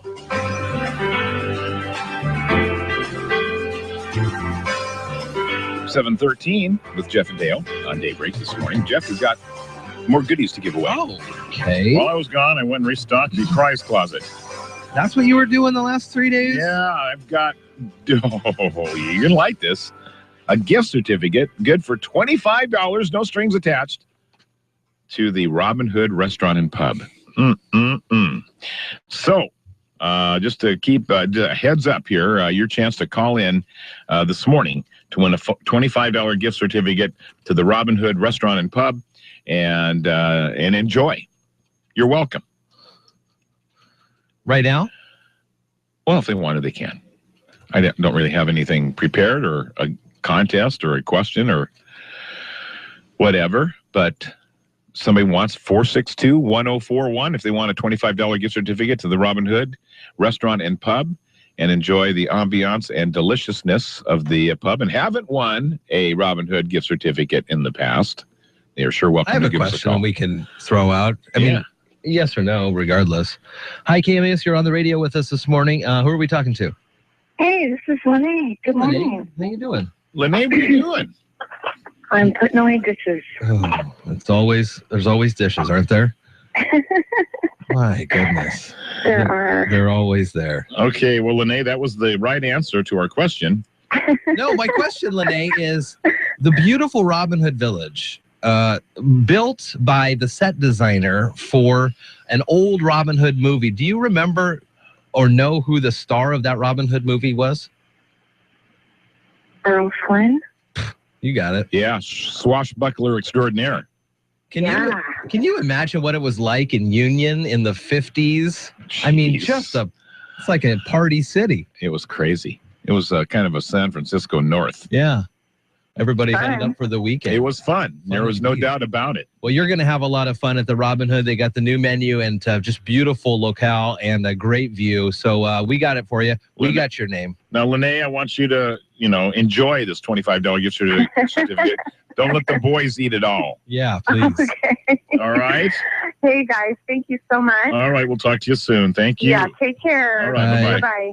7:15, 7:16 here, KMAS 42 out there. Just that easy to win. Just got to be ready to call. Boy, yeah, it's just like that. Just like that. 7:16 at KMAS and on the web, KMAS.com this morning. Let's see. Checking any of the newest news minutes from the Associated Press. Again, there wasn't a lot going on around the Northwest here. The state agency that oversees Washington's charter schools meets today to consider how it can keep monitoring the independent public schools while making plans to dismantle itself. Ouch. On the agenda for the Charter School Commission's meetings in Tacoma is a budget for shutting down the agency, as well as a plan for the best way to monitor charter schools. With no agency.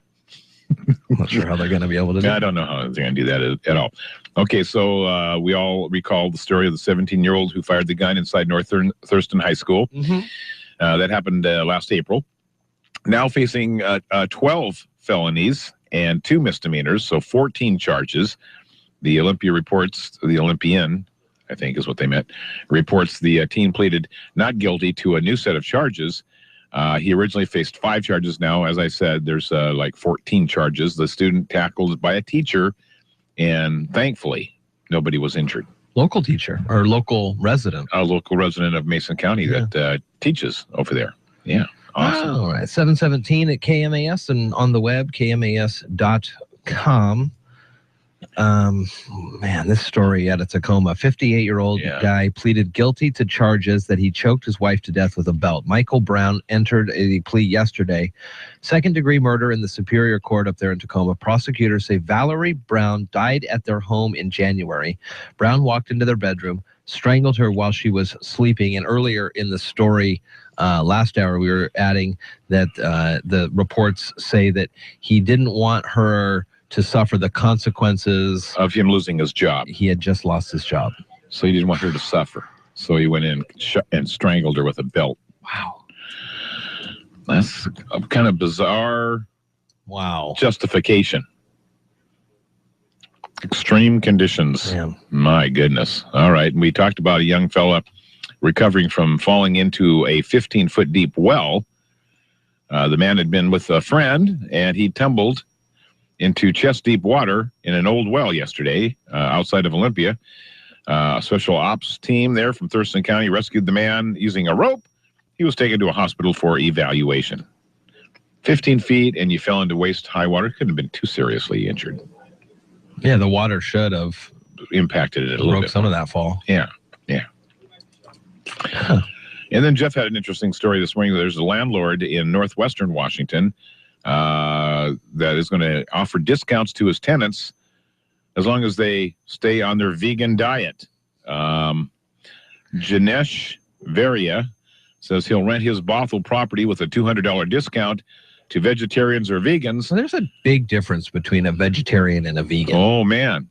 And until it's late at night and they all been drinking, and they're all the same. I mean, it should be a $100 discount for vegetarians and $200 for vegans, because vegans is one step more. So what's the difference? Well, vegetarians say that they can have milk and eggs and cheese and stuff. Vegans will say nothing produced by an animal. Nothing that has a mother. Yeah. Or something. I think that's one of the big differences. 720 here, KMAS. You're listening to Daybreak with Jeff and Dale on KMAS News Radio. Weekend Warrior Specials at Napa. This weekend, head to your participating Napa Auto Parts store and save on Mobil 1 full synthetic motor oil, just $5.99 a quart. Valvoline conventional motor oil for only $3.69 a quart. And a 15-ounce can of Gunk Original Engine Degreaser for just $2.99. Then, get a mail-in rebate for the entire sale price. That's just cool. Get ready for fall, too, with a fresh gallon of Napa Extended Life Antifreeze and Coolant. Just $9.99. From taking care of my lawn tractor to my pickup truck, ATV, and boat, my Napa Auto Parts store is the only stop I need to make this weekend. Get your Napa Weekend Warrior Specials at this participating Napa Auto Parts store. Napa Auto Parts in Belfair and Shelton.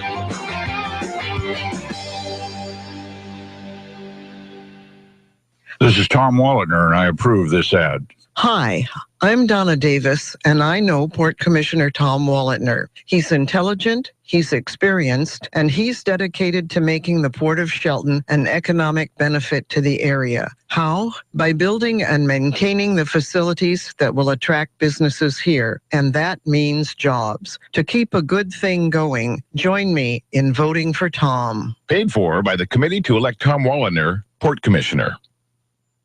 This is Brian with the LaFlame Group at Eagle Home Mortgage, and we're here to present your real estate resource Mondays at 8:10 on Daybreak. Mortgage and real estate information you need to know before you make a decision to buy, sell, or invest. Real Estate Resource with Brian LaFlame from Eagle Home Mortgage. Mondays at 8:10 on Daybreak with Jeff and Dale. Learn how to make sense of the local home buying process. Join me on Mondays as I talk with local professionals who help you every step of the way in your home purchasing process.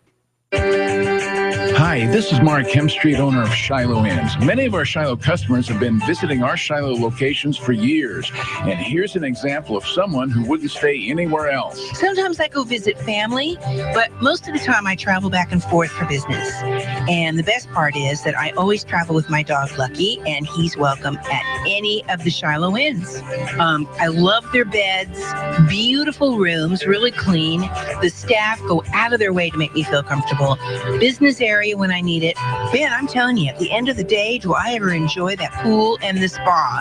Plus, free breakfast. I love Shiloh Inns. It's everything I need. We invite all of you to try Shiloh Inns the next time you're traveling for business or pleasure. Call 1-800-222-2244 or visit our website at shilohins.com. Shiloh Inns, affordable excellence. American family owned and proud of it.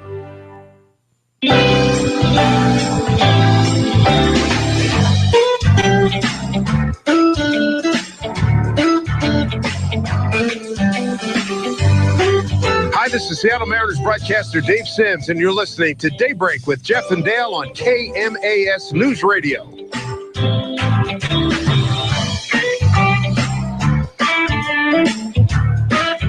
All right, good morning to you. It's Daybreak here. He's still on the team, right?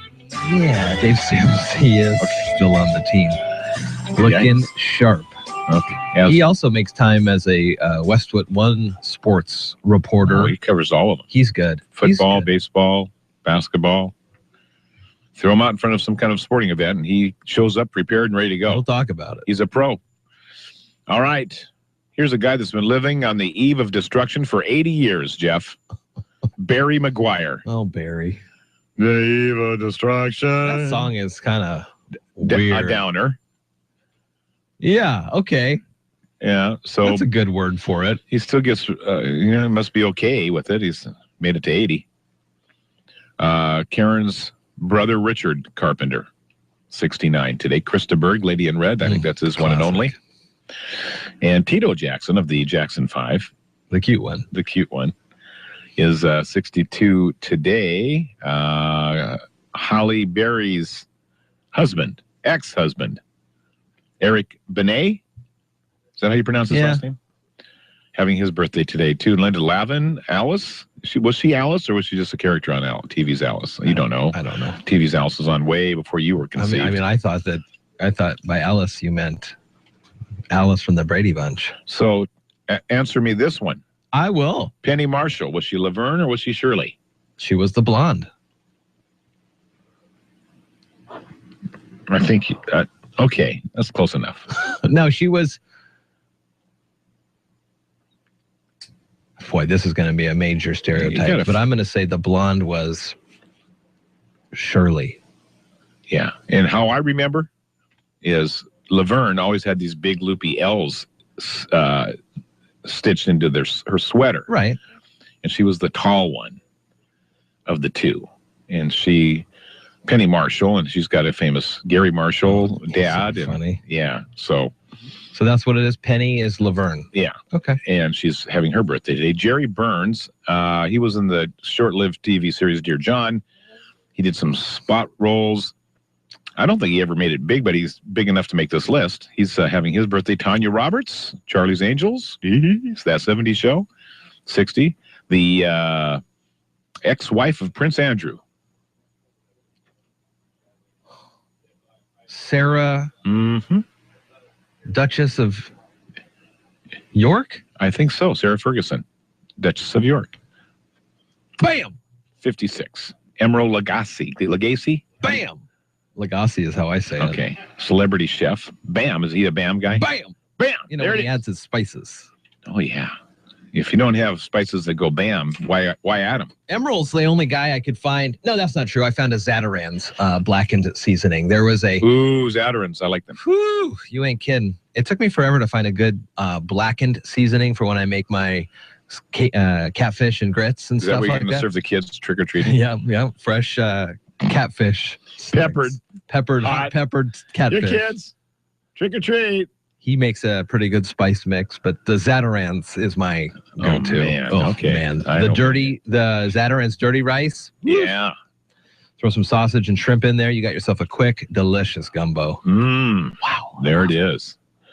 And grits. Did you say what? Grits and catfish. That's for the blackened season. And what are grits exactly? It's like cornmeal. It's like mush. I don't know how to explain grits, but if you throw enough cheese and some paprika, maybe ketchup, an egg, and no ketchup. Oh, okay. But cheese. That helps me get through things sometimes. Really? If I'm a little sketchy about it. Kaiser have a lot in common. Yeah. Put a little ketchup on it, or a lot of ketchup on it. Oh, yeah, it's not bad. Not bad. Well, we made fish sticks last night. I made fish sticks last night. They're already made. Yeah. I just warmed them up. Yeah. But then I made some fresh cut French fries to go along with it. Oh, yeah. Because it's very easy. So Kaiser like that meal? No. What? I was surprised. I thought for sure he was going to like the fish sticks and French fries. No? Even with ketchup on the stuff and some ranch. He didn't go for it? No, wow. But they're good. Yeah, that'll change. There's a Oregon-based company that makes tartar sauces and stuff. Mm-hmm. And they're right in Beaverton, I think. Good. Horseradish sauce too. They make it all. Is it Beaver brand? Yeah, Beaver brand. Yeah, it's been around a long time. It's good. Been around since the 60s. Yeah, I like it. That's my fish stick sauce du jour. Yeah, my go-to. Nothing wrong with that. What else is going on? Anything good? Oh, I don't know. You mentioned Larry Miller, who's 62 from Best in Show and Seinfeld. Oh, yeah. Okay. What? He's bald. He's got a nice smile. He was the dad in 10 Things I Hate About You that was filmed in Tacoma. Other than that, he's really hard to explain. Okay. All right. I'm okay with that. Okay. I'm okay with that. It's 6:29, just this side of 7:30. We're going to take a break, have some news from Mary Lynn Foster, and we anticipate a visit here shortly. Somebody's coming in. Yeah, we'll have guests. We've got like 4 or 5 lined up, so 1 or 2 will show. Yeah, hopefully. We just won't pre-sell them until we see the whites of their eyes. Yeah. Or at this time of the morning, usually the reds of their eyes. Pretty much. That's usually how that goes. You look pretty good except for the puffiness you got underneath those. Imagine this. Did you ever beeper? You have a beeper when you were in the 80s? Sure. Beep, beep, beep. 911. Yeah, well. Beep 911. Oh, you got to get to a payphone. Got to call somebody back. 1950, the first beeper came out. That's unbelievable. 5 pounds. Jeez. Devil was a weapon. Yeah. All right. We will take a break and return with more Daybreak on KMAS. You're listening to Daybreak with Jeff and Dale on KMAS News Radio. Local news is brought to you by Fred Holmes Tree Service. FredHolmesTreeService.com, 427-4489. You're listening to KMAS News Radio. I'm Mary Lynn Foster.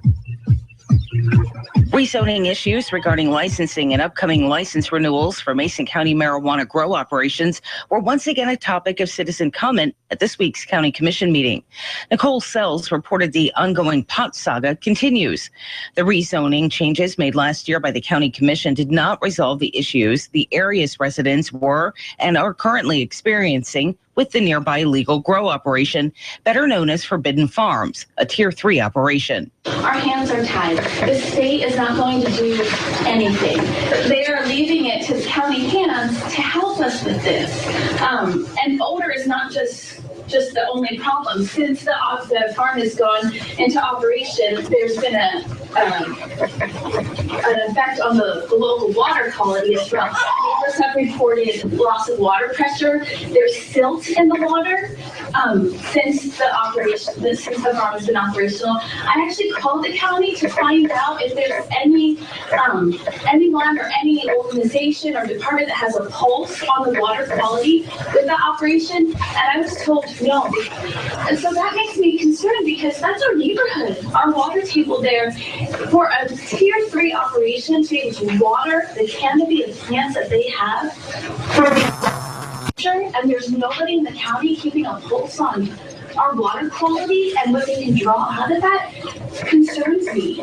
Forbidden Farms license is up for renewal by the state, and Sells wants to know what the county can do to stop it. Commissioner Jeffrey stated the actual license is issued by the Washington State Liquor Control Board, and while the county can make comment on that renewal, the final decision on the license is up to the state. The 17-year-old boy accused of firing a gun inside North Thurston High School in April is facing more charges. The teen allegedly fired a .357 Magnum twice inside the high school on April 27th before being tackled by a teacher. Originally charged with 5, the suspect appeared before a judge yesterday, now facing 14 charges, 12 felonies and 2 misdemeanors. The teen pled not guilty to the new charges. The deputy prosecutor and defense attorneys are reportedly close to reaching a plea deal in the case. Today is the Great Shakeout 2015, where millions of people worldwide practice how to drop, cover, and hold during the Great Shakeout earthquake drills. Over 100,000 participants, including schools, businesses, organizations, and individuals in the Southwest region, registered to participate. Officials say 3 actions give you the best chance of coming through an earthquake uninjured. Drop down to the ground, cover your head and neck, and hold on to something until the shaking stops. I'm Mary Lynn Foster, your local news at AM 1030 and FM 103.3, and always on KMAS.com. Excuse me, ma'am. We're trying to sleep here. Yes, ma'am, but this isn't a motel. It's the Olympia Furniture Company showroom. I just couldn't wait to try it out. I figure it's kind of like a test drive before you take the car home, right? Here at Olympia Furniture Company, we offer home delivery. We'll even set it up for you. But we kind of live far out in Mason County. That's no problem. Let's ring you up so you can get home. Oh, right. Well, he's a very hard sleeper. Do you think you could just put him in with the new furniture? The Olympia Furniture Company delivers more than just furniture. They deliver quality, value, huge selection, and the occasional husband. Hi, this is Alex Jones on KMAS News Radio. First, they disarm the people, then they disarm the police, the state police, the local police, except for special paramilitary special event police that are the new Praetorian Guard. And then they serve under the UN. That's why Austin police DC police, New York police are all in these international exchange programs. Sound reasonable on the surface, but they're all being unified into one global standardized command.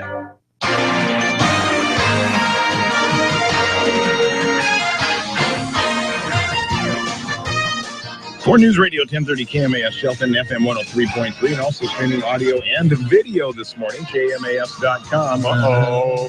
Smile, Melody.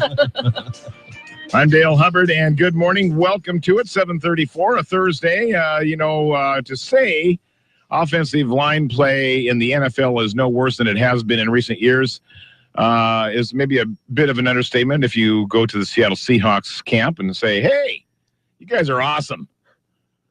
You might get some mixed results there. Sure. Nothing new or noteworthy statistically about the season this year as opposed to the last, 5 years, from 2011 through 2015. Almost exactly the same amount of sacks per game, sacks per pass attempts, yards per rush, and all those statistics are like a tenth of a point difference from years past.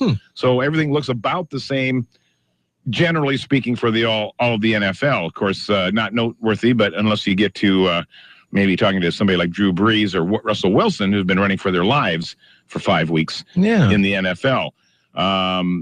Russell Wilson scrambles again, and now the Colts, their Super Bowl dream has become barely beat the Jaguars, they hurt their quarterback big time early in the season because the offensive line let somebody get in there and trash their quarterback, and that hurts. And so if offensive lines are playing well this year, many of them are doing a great job of hiding it because there's quarterbacks that are injured everywhere. Roethlisberger's been out. I mean, you just go down the list. And we're fortunate that Russell Wilson hasn't missed time. Yeah. All right. Exciting times here on the radio. We've got a doubleheader for you tonight and tomorrow night, high school football action. The High Climbers, rare Thursday night game, and they're on the road. They'll be in South Sound Stadium tonight to take on the North Thurston Rams. Good Narrows League matchup. We begin our coverage at 6:45. John McGlemery and Brandon Sparks with all the action for you. And then tomorrow night, the guys head for Ingersoll Stadium, where the number 3 ranked undefeated Gig Harbor Tides take on the number 6th ranked undefeated Olympia Bears. Both teams 6-0. This is going to be a good one tomorrow night again. Pregame at 6:45. Kickoff set for 7. Speaking of New Orleans, they are hosting unbeaten Atlanta tonight, and we'll see how that goes for New Orleans. Also, Sunday, Seattle at home again, taking on undefeated Carolina. That's sports. Jeff's got the weather, don't you? I do. South Sound forecast is starting to clear. The sunrise is very nice. It's 42 right now. The sunrise was just now at 7:30. Sets tonight at 6:25. The high today, 71, 74 tomorrow. Saturday, near 60 with a little bit of rain off and on throughout the day. And actually, we're going to see rain, looks like, through Thursday. Not heavy, but still rain in the forecast starting Saturday and lasting through Thursday. It's Daybreak with Jeff and Dale on KMAS News Radio. Join the guys as they talk with neighbors, newsmakers, and each other, getting your day off to the absolute best possible start in the history of mornings. Connect with Jeff and Dale through the KMAS listener line, by email, or Facebook. Now, from the gateway to the Olympic Mountains, Daybreak with Jeff and Dale.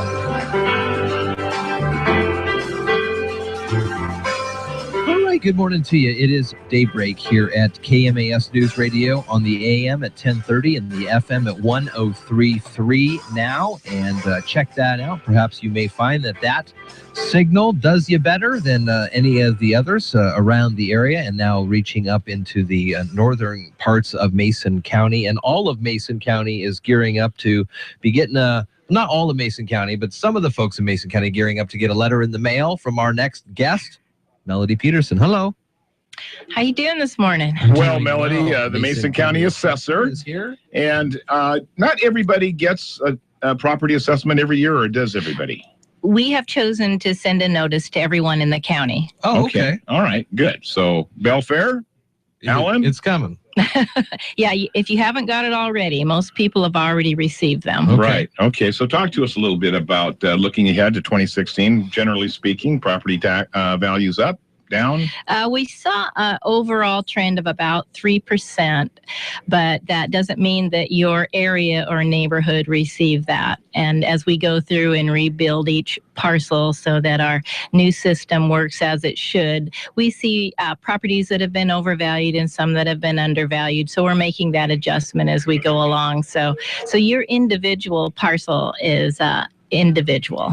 Okay. So if you do have concerns, we would really like you to come down to the office and talk with one of our appraisers so we can go over all the details to make sure the square foot of your house is correct, your acreage is correct, basically the lay of your land is correct, whether you have view property or non-view property. All of those factors do make a difference in the assessment that you receive. When you get the assessment, are those factors listed?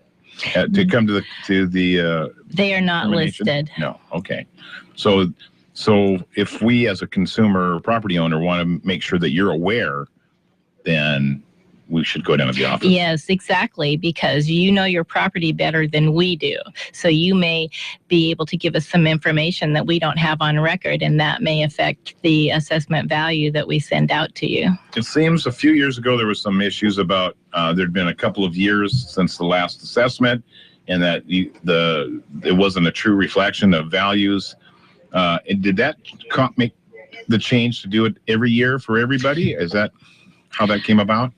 Well, the state mandated that every county in the state goes on an annual revaluation, and and so we did change from physically inspecting a quarter of the county to going to 1/6 of the county. So when we get through our 6 years of inspections, everything should be up to date, and it will be easier and more smoothly run than it is right now. Good. So if someone is sitting in there and kind of, you just mentioned this, that everybody is unique, but you're in a neighborhood and you feel that, well, my house is the same as this other person's house, and they talk, over the fence line, and well, I pay this and I pay this.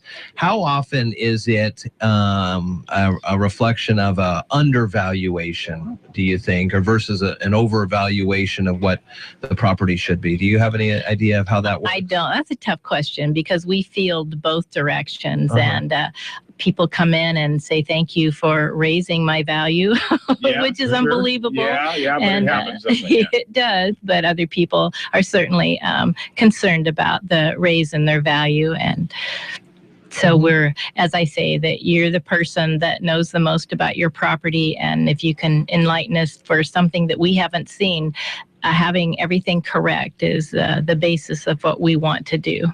Okay. Talk to us too quickly, Melody, about the evaluation of property. Is it contingent on market, real estate market, and how vibrant that is going? How the economy, generally speaking, is going, and are all those factors to be thrown in there when you do the equation? Yes, they are. Property sales are the basis of how we value land, so that's very important. And so we are allowed to look at specific types of sales that we use in our analysis. Okay, very good. But now nothing always stays the same. I mean, it's always fluctuating and changing. Always moving. And we do mass appraisals, so it takes us almost a year to finish our process. So we are valuing everything as of 1/1/15. Okay. So it's a large project because we do thousands of property evaluations all at one time. So you're going out to evaluate a place today, not you.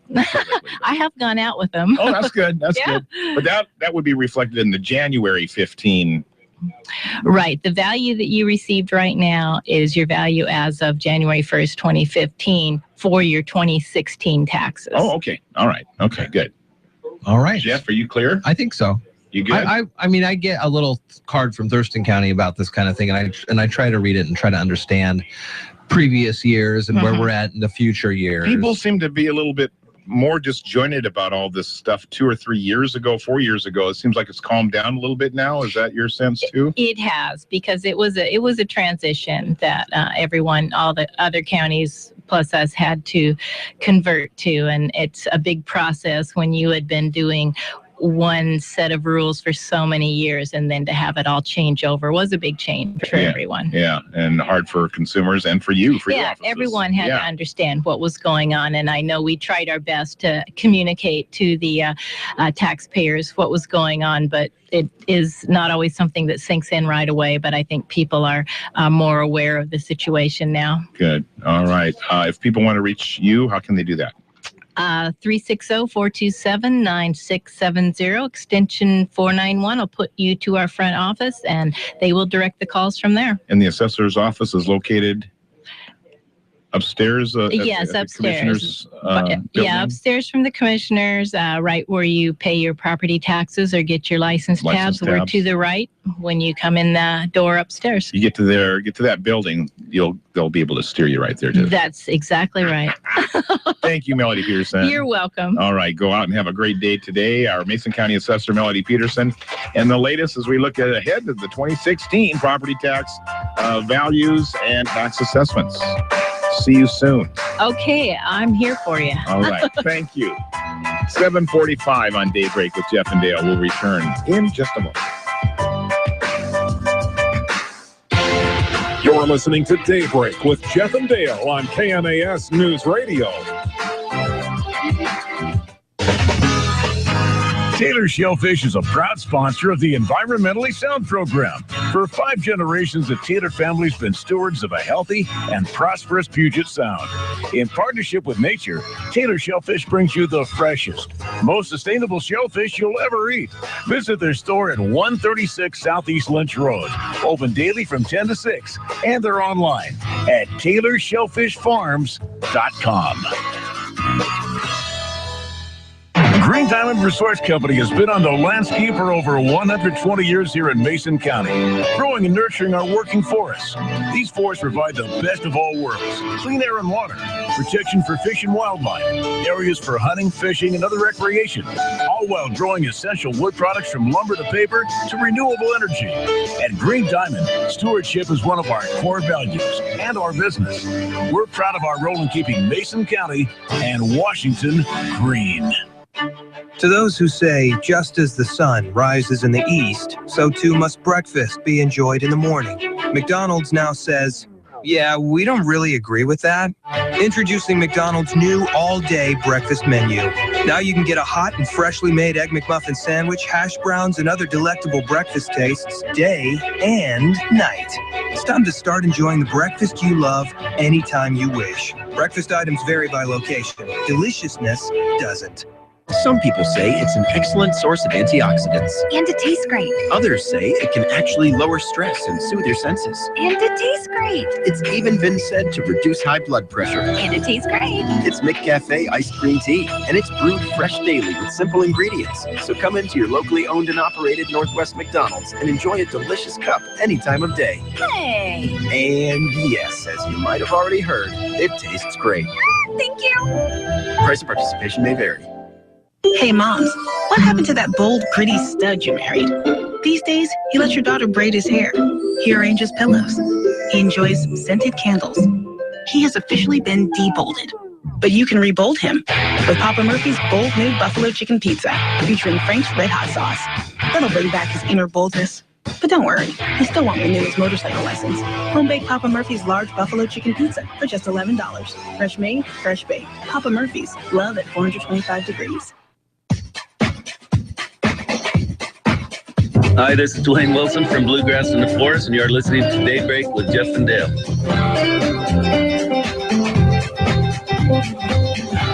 All right, good morning to you. It's Daybreak, KMAS, AM 1030, FM 103.3. Whoa! An email from Karen Herr, Mason County Auditor. We just talked with Melody Peterson, the assessor. Yes. Now, this is about Karen Herr, the auditor. 35,442 ballots were mailed out on Tuesday for the November 3rd general election. Well, now our information 35,000 plus. Yeah, for information on the local candidates and measures, KMAS.com, or you can go to the auditor's website. So that's over half the population of Mason County. Yep. Let's get those votes turned in. ballots must be postmarked by November 3rd, or there are 6 ballot drop boxes in the county. Correct. That you can go to. Yeah. And you got to drop them before 8, not at 8:01. No. No. Before 8 p.m. that night into those boxes. Better yet, you can drop it in those boxes sooner rather than later. Sure, get it done. Get it out of the way. I received the state's voter pamphlet yesterday. Oh, you did? Yeah. Huh. And I must not have gotten the mail it's yesterday. Horribly boring, a bunch of initiatives and things that I don't know. Are there initiatives on the ballot this November? Tough reading, yeah. There's no real statewide candidates per se to vote on anything, but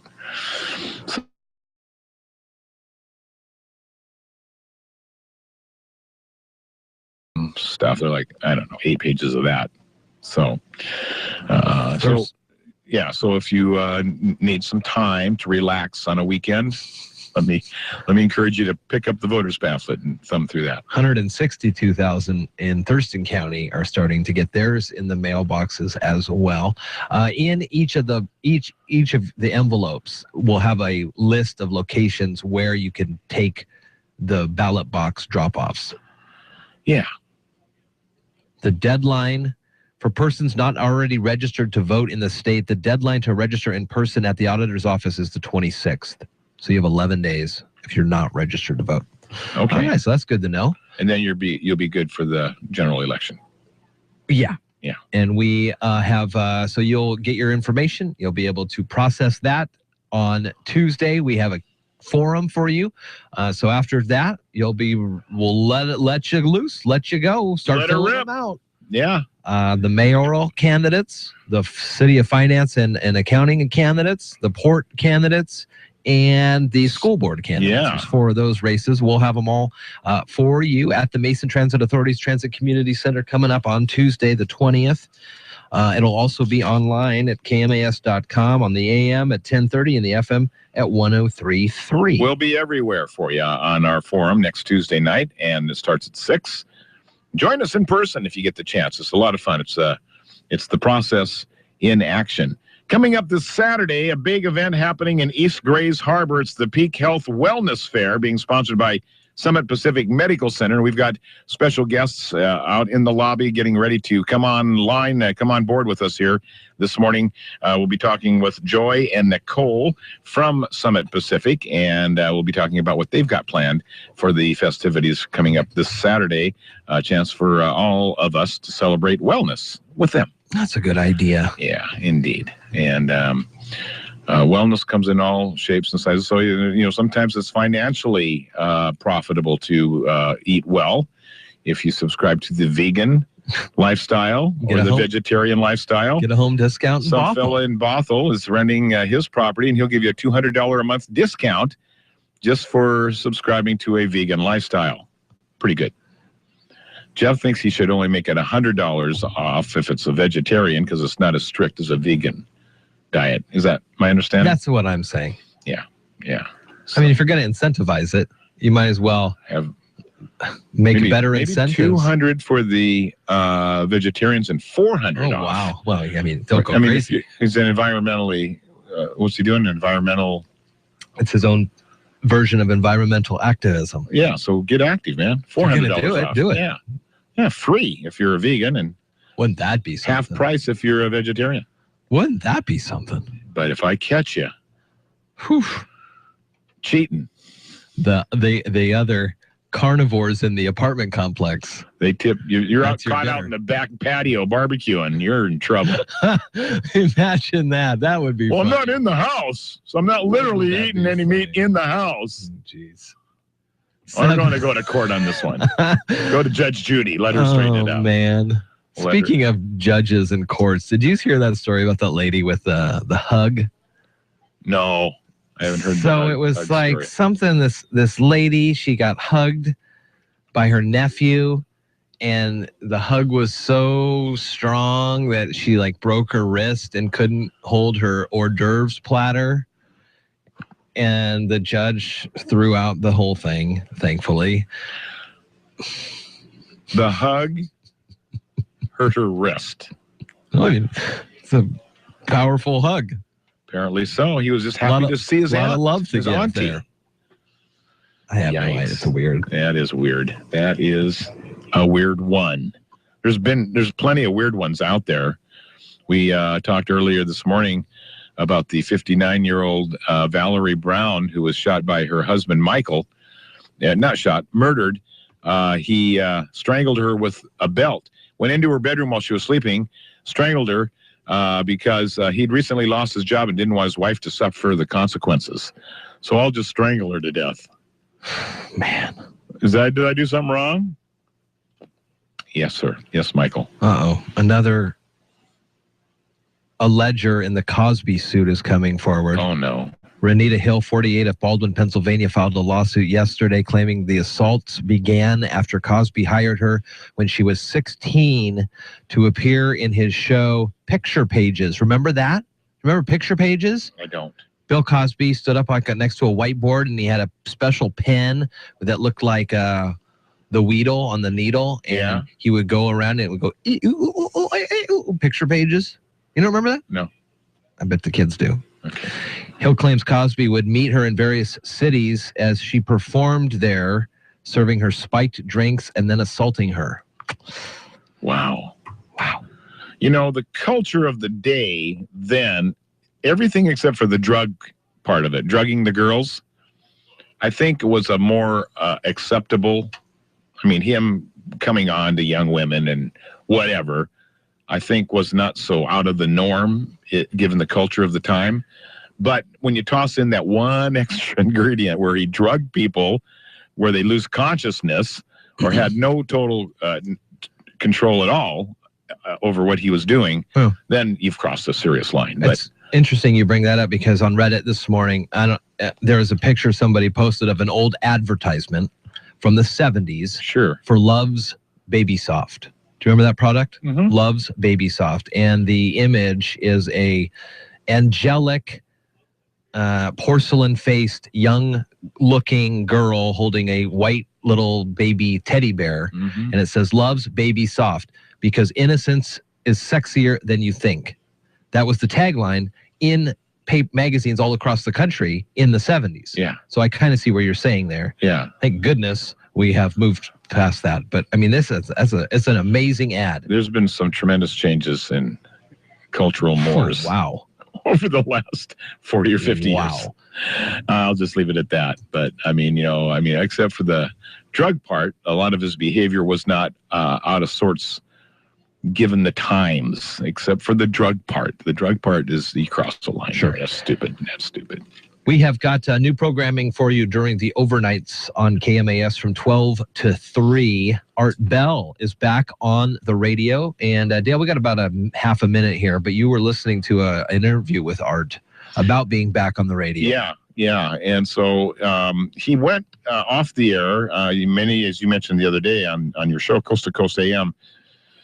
I think early 2000s, he quit that. And then he went on a hiatus to the Philippines for a couple of years. Then he got on the Sat Radio and lasted like 8 months. Well, they prevented him from being on anything for a couple of years. No compete. Oh. And so he swore that, he'd get back on. And he did so with a vengeance. And then shortly after starting his podcasts online, affiliates, radio stations wanted him, so he acquiesced. He says, I can't believe the response is wonderful. It's amazing around You're here listening as well. to Daybreak with Jeff and Dale on KMAS News Radio.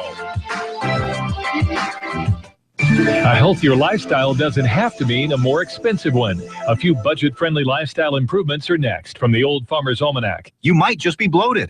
Find out by calling now for a free trial of New Biotics, the new breakthrough that flattens bloated bellies fast. For a free trial, call 1-800-940-9575. I used to be plagued by potbelly and constant bloating. After taking New Biotics, my belly flattened and continues to get flatter. My sense of bloating and discomfort is gone. If you've got a big belly, you might not be fat. You might just be bloated. New Biotics is scientifically formulated with natural ingredients to flatten bloated bellies fast by cleansing pounds of rotting food and toxic sludge from your body. It even combats periodic heartburn and acid reflux. So just think how much better you'll look and feel. Think you might be bloated? Call now for a free trial of New Biotics and see how much flatter it makes your belly. You might be surprised. But hurry, call now for details while these free trials last. 1-800-940-9575. That's 1-800-940-9575. 1-800-940-9575. With more practical tips and useful advice, this is the Old Farmer's Almanac Radio Report for Thursday, October 15th, the 288th day of the year. Actress Penny Marshall has a birthday, and I Love Lucy debuted on television on this night in 1951. Every little bit helps when you're trying to lead a healthier lifestyle, but gym memberships and organic food can be expensive.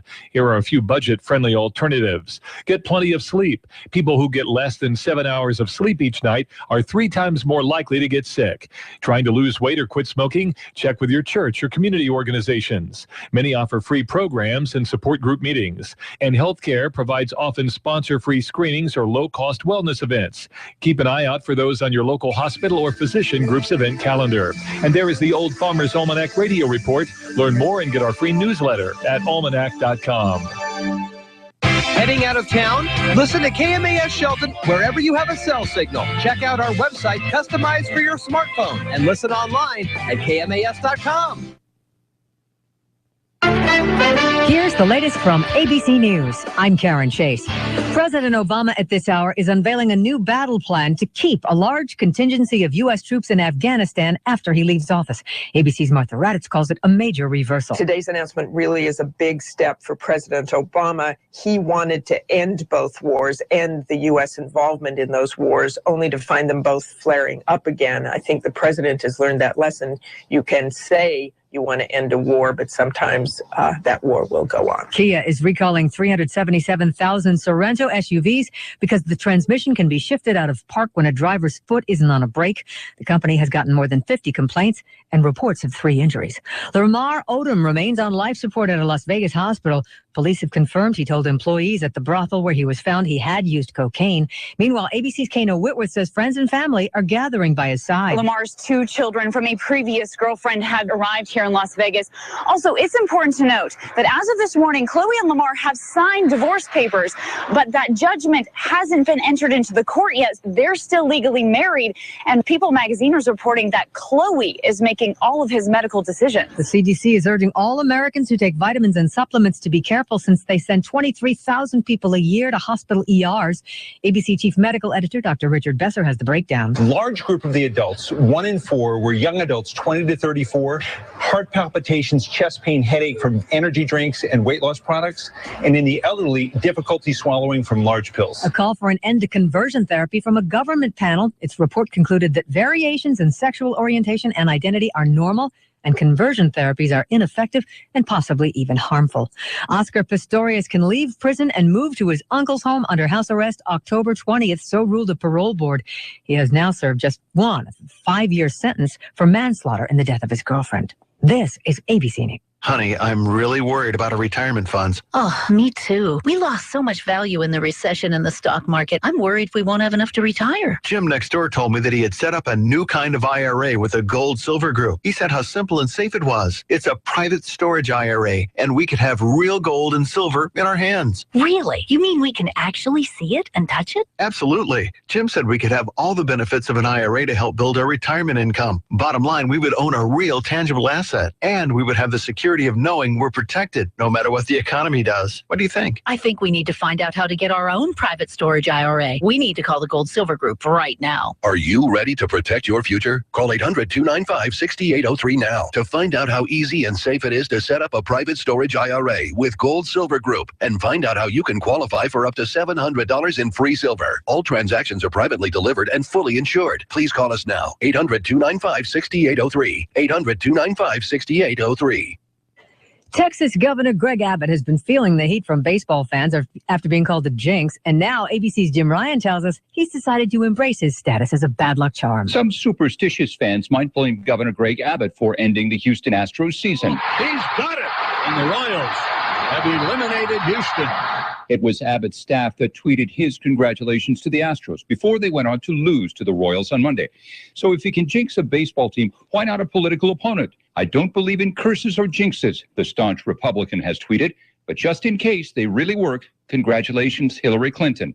Jim Ryan, ABC News, Dallas. Miley Cyrus is telling Instagram followers she and her band will soon host a concert wearing only a white creamy substance that looks like milk. Cyrus is among the celebrities appearing in an upcoming Netflix holiday film starring Bill Murray called A Very Murray Christmas. The just-released trailer also names George Clooney, Amy Poehler, and Chris Rock as other guest stars. Karen Chase, ABC News. Local news is brought to you by Fred Holmes Tree Service. FredHolmesTreeService.com, 427-4489. You're listening to KMAS News Radio. I'm Mary Lynn Foster. Rezoning issues regarding licensing and upcoming license renewals for Mason County marijuana grow operations were once again a topic of citizen comment at this week's County Commission meeting. Nicole Sells reported the ongoing pot saga continues. The rezoning changes made last year by the County Commission did not resolve the issues the area's residents were and are currently experiencing with the nearby legal grow operation, better known as Forbidden Farms, a Tier 3 operation. Our hands are tied. The state is not going to do anything. They are leaving it to county hands to help us with this. And odor is not just the only problem. Since the farm has gone into operation, there's been an effect on the local water quality as well. Neighbors have reported loss of water pressure. There's silt in the water since the farm has been operational. I actually called the county to find out if there's anyone or any organization or department that has a pulse on the water quality with that operation, and I was told no. And so that makes me concerned because that's our neighborhood, our water table there. For a Tier 3 operation to be able to water the canopy of plants that they have for the indefinite future, and there's nobody in the county keeping a pulse on our water quality and what they can draw out of that, concerns me. Forbidden Farms license is up for renewal by the state, and Sells wants to know what the county can do to stop it. Commissioner Jeffries stated the actual license is issued by the Washington State Liquor Control Board, and while the county can make comment on that renewal, the final decision on the license is up to the state. The 17-year-old boy accused of firing a gun inside North Thurston High School in April is facing more charges. The teen allegedly fired a .357 Magnum twice inside the high school on April 27th before being tackled by a teacher. Originally charged with 5, the suspect appeared before a judge yesterday, now facing 14 charges, 12 felonies and 2 misdemeanors. The teen pled not guilty to the new charges. The deputy prosecutor and defense attorneys are reportedly close to reaching a plea deal in the case. Today is the Great Shakeout 2015, where millions of people worldwide practice how to drop, cover, and hold during the Great Shakeout earthquake drills. Over 100,000 participants, including schools, businesses, organizations, and individuals in the Southwest region, registered to participate. Officials say 3 actions give you the best chance of coming through an earthquake uninjured. Drop down to the ground, cover your head and neck, and hold on to something until the shaking stops. I'm Mary Lynn Foster, your local news at AM 1030 and FM 103.3, and always on KMAS.com. Hi, it's Dale from the Daybreak Show, inviting you to join Jeff Lakey and myself every morning from 6 till 9. We have what we think is a pretty compelling mix of news, information, and interviews. Hi, this is Patty Verney. I'm the store director at Nifty Thrifty. This is Terry Shaw from the Mason County Senior Activity Center. This is Kathy Haig. This is Patty Case with Green Diamond Resource Company, and you're listening to Jeff and Dale. Jeff and Dale. Jeff and Dale. Jeff and Dale on Newsradio KMAS. Boy, you're smart listening to this station. Is your family doing some growing? Whether it's an expansion of your home or the addition of a new family car, Peninsula Credit Union can provide fast, friendly service with terrific rates. We offer personal lines of credit, affordable auto loans, and a variety of home loan options to get you moving. Visit our offices in Shelton, Belfair, Paulsbo, Port Orchard, and Port Townsend, or go online to pcfcu.org. At Peninsula Credit Union, our priority is you. The Royals are back in the ALCS and a wild finish in Toronto. Hi, everybody. Todd Ant reporting on sports. Champagne corks were popping in Kansas City and Toronto last night after both teams advanced to the ALCS. Kendrys Morales added to a 4-2 Royals lead, facing Astros' Dallas Keuchel, pitching on 2 days' rest. Well hit drive, deep left center, and gone. Morales. On KCSP, meanwhile, Royal starter Johnny Cueto retired the last 19 batters he faced and Kansas City sends the Astros home with a 7-2 victory. The Rangers pretty much handed the game to the Blue Jays. Dropped behind the bag by Elvis Andrus. The first baseman has it, goes down to first with a bounce throw off the chest of Elvis Andrus. Beltre plays it to third, and it's dropped by the shortstop Andrus. On Sportsnet 590, and Elvis Andrus has left the building, and then Jose Bautista made him pay. Fly ball deep left field. Yes, sir, there she goes. Joey Bat's 3-run shot, and the Blue Jays advanced 6-3 ALCS Game 1 Friday in Kansas City. This is ABC Sports. The WNBA season is over, and the championship goes to the Minnesota Lynx, who defeated the Indiana Fever 69-52. Sylvia Fowles was named Finals MVP, scoring 20 points, grabbing 11 boards. We knew it was going to be hard, and we also knew at some point we was going to have the upper hand, but it just was all about standing together as a team when we was up or when we was down. It's Minnesota's third championship in 5 years. Light schedule in the NHL last night. Arizona's Anthony Duclair lit the lamp 3 times in Anaheim. I think the Coyotes have scored here. Hold on. I don't think the play was whistled dead yet. I think the Coyotes will get their 4th goal, and it's Anthony Duclair. That's his first career NHL hat trick. On KTAR, the Coyotes get the 4-0 win over the Ducks and improved to 3-0. Michael Neuwirth provided the wall, turning back 30 shots in his second straight shutout, and the Flyers shut down the Blackhawks 3-0 in Philadelphia. NFL note, Bills starting safety Aaron Williams out at least 8 weeks because of a neck injury. Todd Ant, ABC Sports.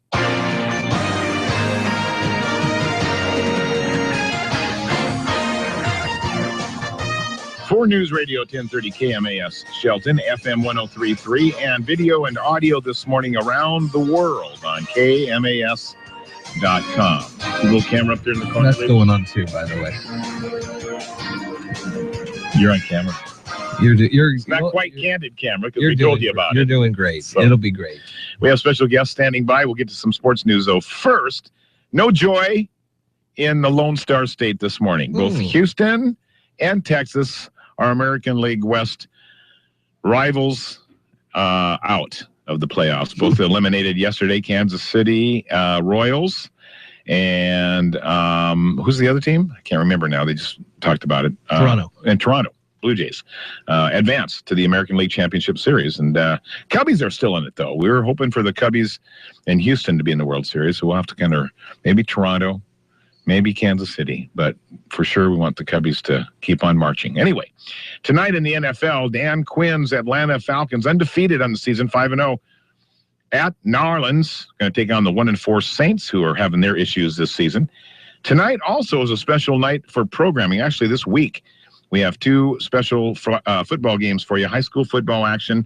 The Shelton High Climbers, a rare Thursday night outing. They're traveling to South Sound Stadium. They take on the North Thurston Rams, a good Narrows League matchup between the High Climbers and the Rams. And our coverage begins at 6:45 with the kickoff set for 7. Brandon Sparks, John McGlamory with all the play-by-play for you. And then the boys will be at Ingersoll Stadium tomorrow night. This is going to be a good one. The number 3 ranked undefeated Gig Harbor Tides, the number 6th ranked undefeated Olympia Bears. Kickoff at 7. Our coverage begins at 6:45. And just a program note, yes, you can find the Seattle Seahawks right here on the radio Sunday as they host the unbeaten Carolina Panthers. They're 4-0 on the season. Seattle, for some reason, a 6.5-point favorite. I don't know how that works exactly. Yeah. But there you go. That's sports this time around. Jeff, what do you got for weather? Well, let's see. 41 and clear right now. I see a little bit of fog out there. That'll burn off, and 71 the expected high today. 74 on Friday. Then, unfortunately, a little bit of rain rolls into the area on Saturday, and highs right around 60, and maybe likely a quarter inch of rain throughout the day. So not heavy at any particular time, but still off and on throughout the day. Sunday, partly cloudy and 61. It's Daybreak with Jeff and Dale on KMAS News Radio. Join the guys as they talk with neighbors, newsmakers, and each other, getting your day off to the absolute best possible start in the history of mornings. Connect with Jeff and Dale through the KMAS listener line, by email or Facebook. Now, from the southernmost tide pool of Puget Sound, Daybreak with Jeff and Dale. All right, good morning to you. It's a Thursday here at Daybreak with Jeff and Dale. It's 8:13, and this upcoming weekend there is a big event we'd like to let you know about. Summit Pacific Medical Center hosting their Peak Health Wellness Fair at the Grays Harbor County Fairgrounds this Saturday, and Nicole Pass and Joy Iverson are in studio.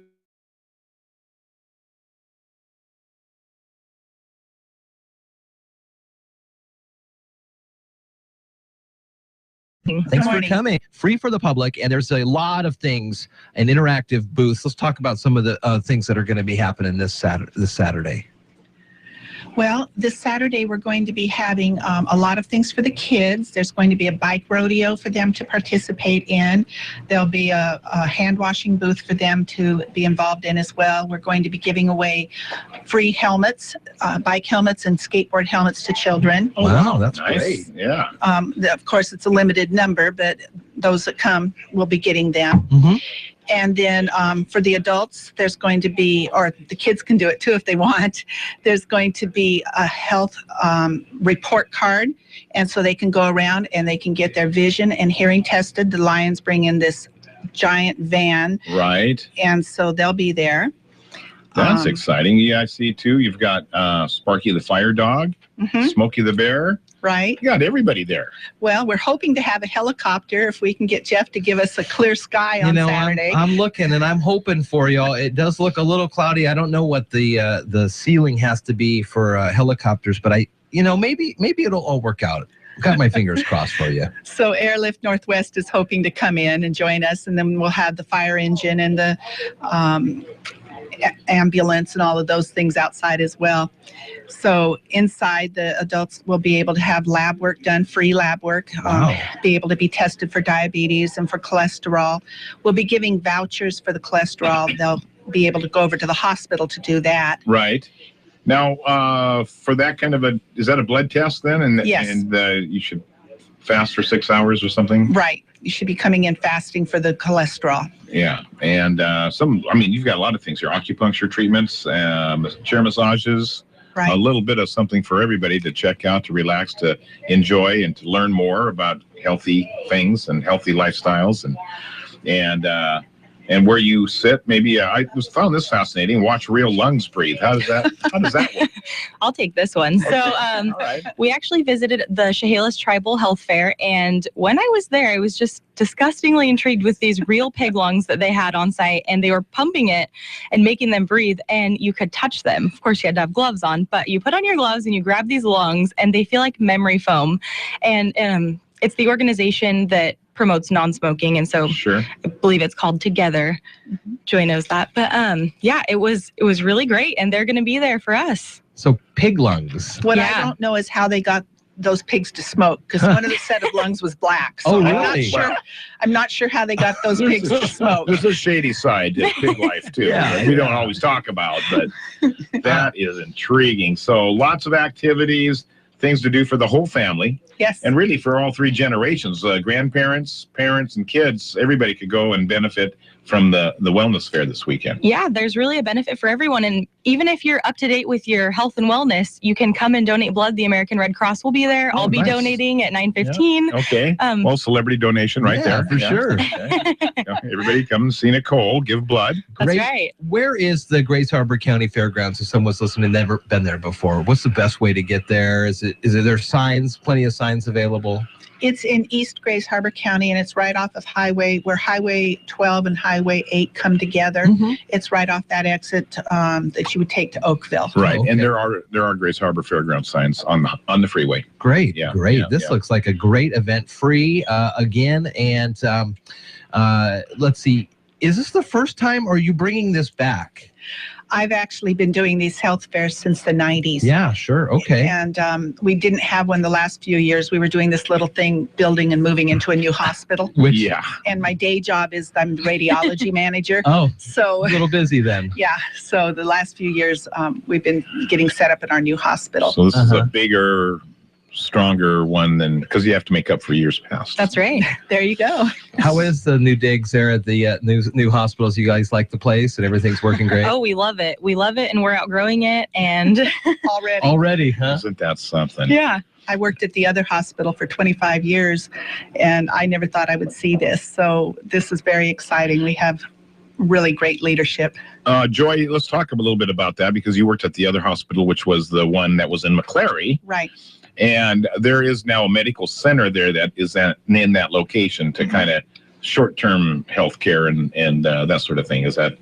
Well, it's actually a doctor's office is what it is. And we're building a brand new one downtown to replace it. Okay. So there's a new building going up right in the middle of McClary, which is going to be beautiful. Well, that's exciting. And that should be done in the first quarter of 2016. Oh, wow. So ready for the Bear Festival then by July. Yes. Perfect.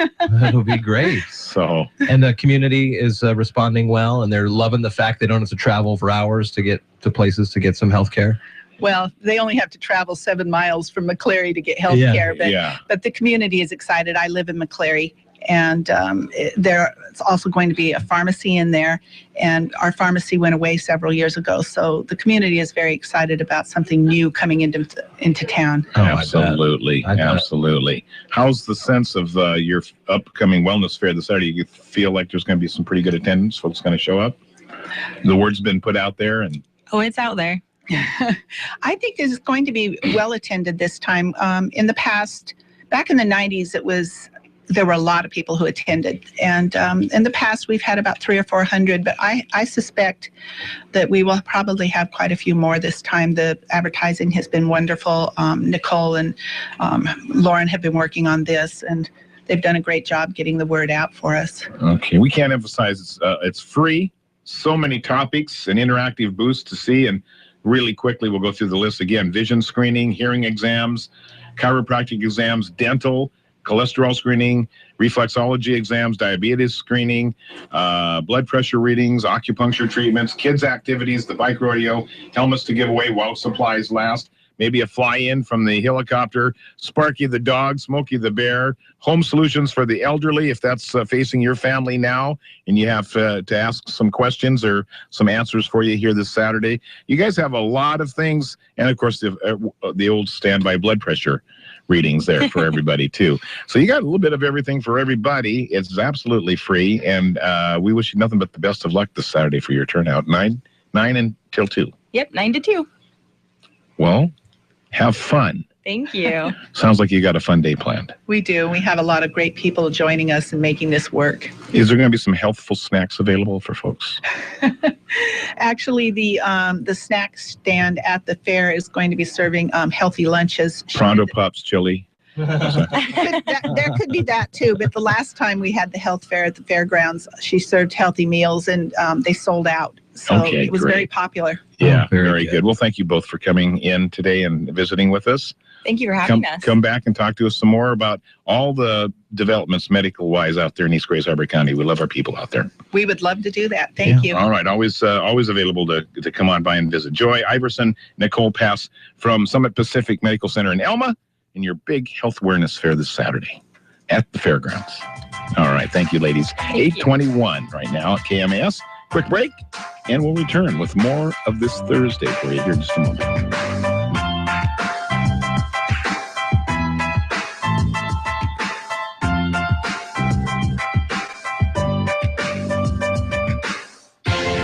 You're listening to Daybreak with Jeff and Dale on KMAS News Radio.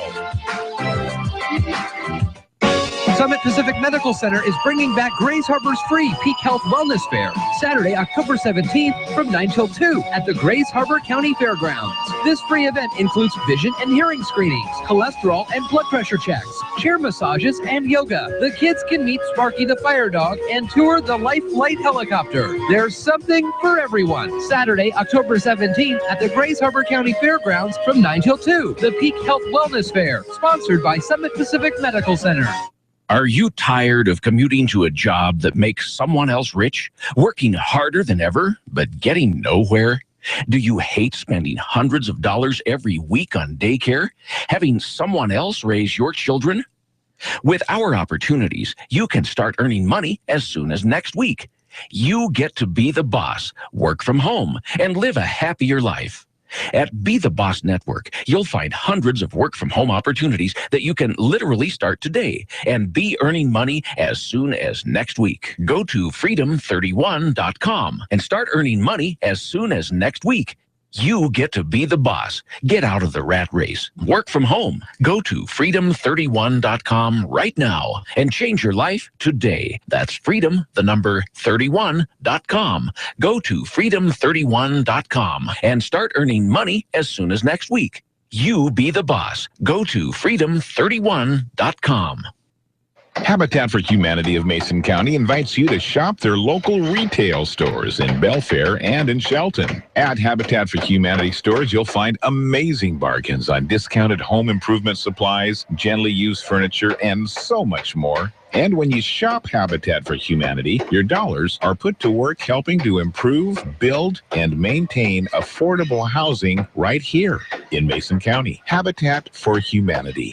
Let's build a strong community together. I feel right at home on JohnLScott.com. Hi, this is Dawn Pinnell from John L. Scott Real Estate here in Shelton. For a while now, I have been saying welcome home and sharing with you some great listings and some hopefully educational and interesting items of riveting radio real estate topics. We're moving our time slot to Friday at 8:55, right at the end of the morning show with Jeff and Dale. I hope you will continue to listen and that you will contact me with any of your real estate needs.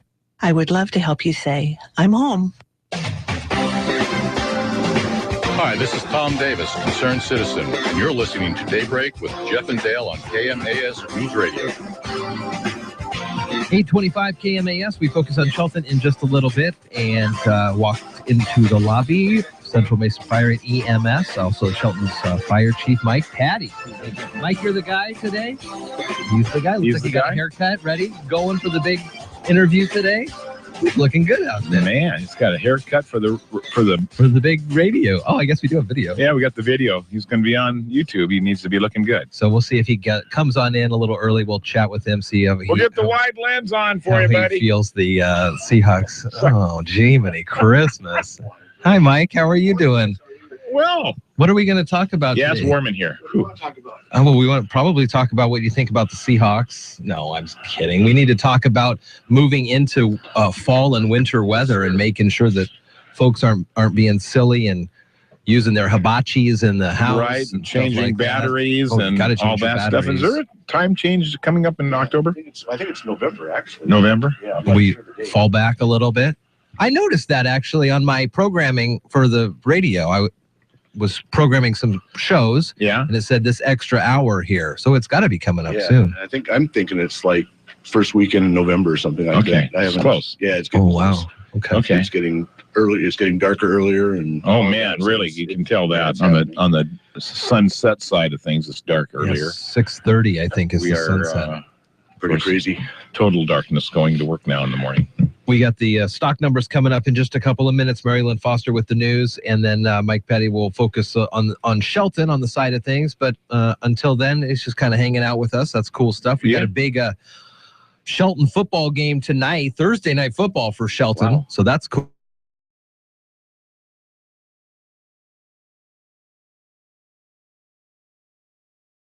Top teams. That's a very exciting game. So, doubleheader of high school football this week for everybody. Mm-hmm. This sounds like it's got party written all over it, Mike. What do you think about this? In a few weeks, a veritable army of meteorologists will descend upon the Olympic Mountains with radars, aircraft, rain gauges, and other meteorological sensors.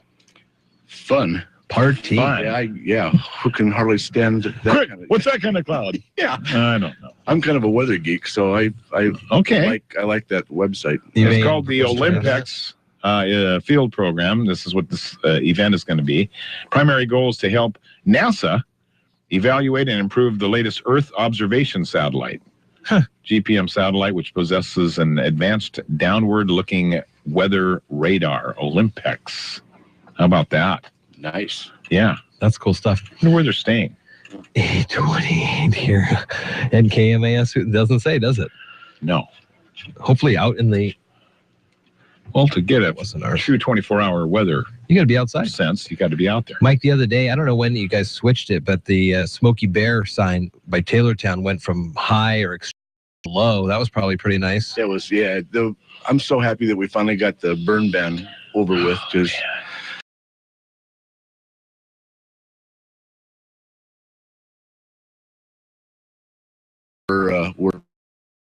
It's not due to negligence. A lot of times, some of them were deliberately set fires. Yeah, and they just got out of control. And they took off. But by and large, our citizens were careful with their fires, especially as it got really dry, critically dry, later into the summer. So we have to extend our appreciation to the citizens for being patient and being vigilant with their fire. Oh yeah, much appreciated to be sure, because it was potentially.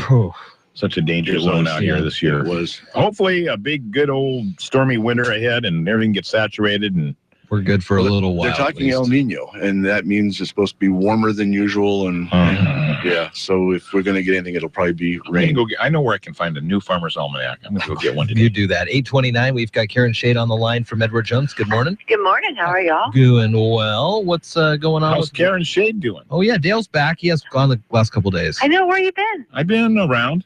Been around? I've been all over. What's that song? He's been everywhere. I've been everywhere, man. I've been everywhere. Yeah, I was hoping you'd just sing a bar. Yeah, there you go. Just like that. I was singing. Oh, good. We missed you. All right. What's going on with Wall Street this morning? Well, U.S. stocks are gaining this morning on earnings and economic data and earnings news. U.S. Bancorp reports earnings in line with expectations, while Philip Morris and Citigroup reported third-quarter earnings ahead of expectations. On the economic front, initial jobless claims declined for the week ending October 10th, and continued climbs declined in the week ending October 3rd. Treasury prices are declining this morning on positive economic data and corporate earnings. So far this morning, the S&P 500, the best performing sector is financials, while the worst performing sector is basic materials. The Dow Jones Industrial Average is up 98 points at 17,023. The Standard & Poor's 500 Index is up 13 points at 2,007. And the NASDAQ Composite Index is up 42 points at 4,825. This morning, volume on the New York Stock Exchange is moderate, with 218 million shares being traded, and advancers are outnumbering decliners by roughly 5-2 margin.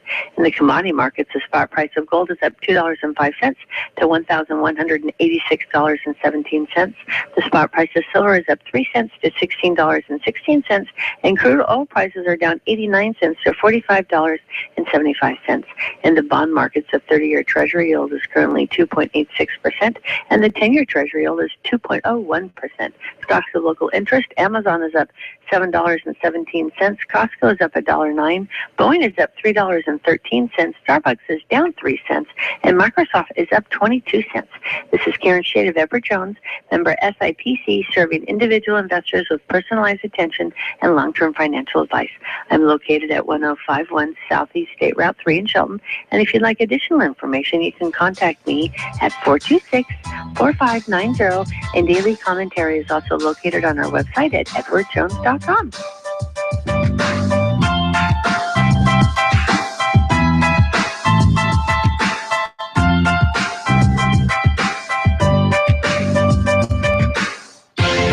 You're listening to Daybreak with Jeff and Dale on KMAS News Radio.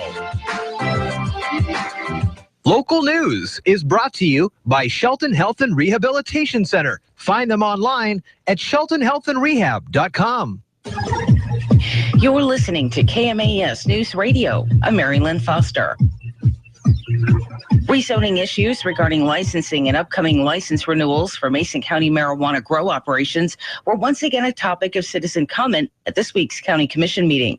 Nicole Sells reported the ongoing pot saga continues. The rezoning changes made last year by the County Commission did not resolve the issues the area's residents were and are currently experiencing with the nearby legal grow operation, better known as Forbidden Farms, a Tier 3 operation. Our hands are tied. The state is not going to do anything. They are leaving it to county hands to help us with this. And odor is not just the only problem. Since the farm has gone into operation, there's been an effect on the local water quality as well. neighbors have reported loss of water pressure. There's silt in the water since the farm has been operational. I actually called the county to find out if there's anyone or any organization or department that has a pulse on the water quality with that operation, and I was told no. And so that makes me concerned because that's our neighborhood, our water table there. For a tier 3 operation to be able to water the canopy of plants that they have for the indefinite future, and there's nobody in the county keeping a pulse on our water quality and what they can draw out of that, concerns me. Forbidden Farms license is up for renewal by the state, and Sells wants to know what the county can do to stop it. Commissioner Jeffrey stated the actual license is issued by the Washington State Liquor Control Board, and while the county can make comment on that renewal, the final decision on the license is up to the state. The 17-year-old boy accused of firing a gun inside North Thurston High School in April is facing more charges. The teen allegedly fired a .357 Magnum twice inside the high school on April 27th before being tackled by a teacher. Originally charged with 5, the suspect appeared before a judge yesterday, now facing 14 charges, 12 felonies and 2 misdemeanors. The teen pled not guilty to the new charges. The deputy prosecutor and defense attorneys are reportedly close to reaching a plea deal in the case. Today is the Great Shakeout 2015, where millions of people worldwide practice how to drop, cover, and hold during the Great Shakeout earthquake drills. Over 100,000 participants, including schools, businesses, organizations, and individuals in the Southwest region, registered to participate. Officials say 3 actions give you the best chance of coming through an earthquake uninjured. Drop down to the ground, cover your head and neck, and hold on to something until the shaking stops. I'm Mary Lynn Foster, your local news at AM 1030 and FM 103.3, and always on KMAS.com. Snow melts. Rain falls. Rivers form. This happens all over the world. But when it happens here, something wonderful unfolds. A renewable source of energy, created without releasing even an ounce of CO2 into the Earth's atmosphere. Mason PUD 3. Clean, renewable, and reliable energy every day. This is Men's Health Live from Men's Health Magazine. Lou, how do we account for this nation full of heavy people? We eat a lot of foods that our bodies simply, throughout our evolutionary history, we haven't encountered these. Our grandparents didn't encounter these foods. In a lot of cases, our parents didn't encounter these foods. So we have absolutely no defense mechanism. Men's Health Live, the radio show that's full of tons of useful stuff. From the biggest and best-selling men's lifestyle magazine in the world, Men's Health.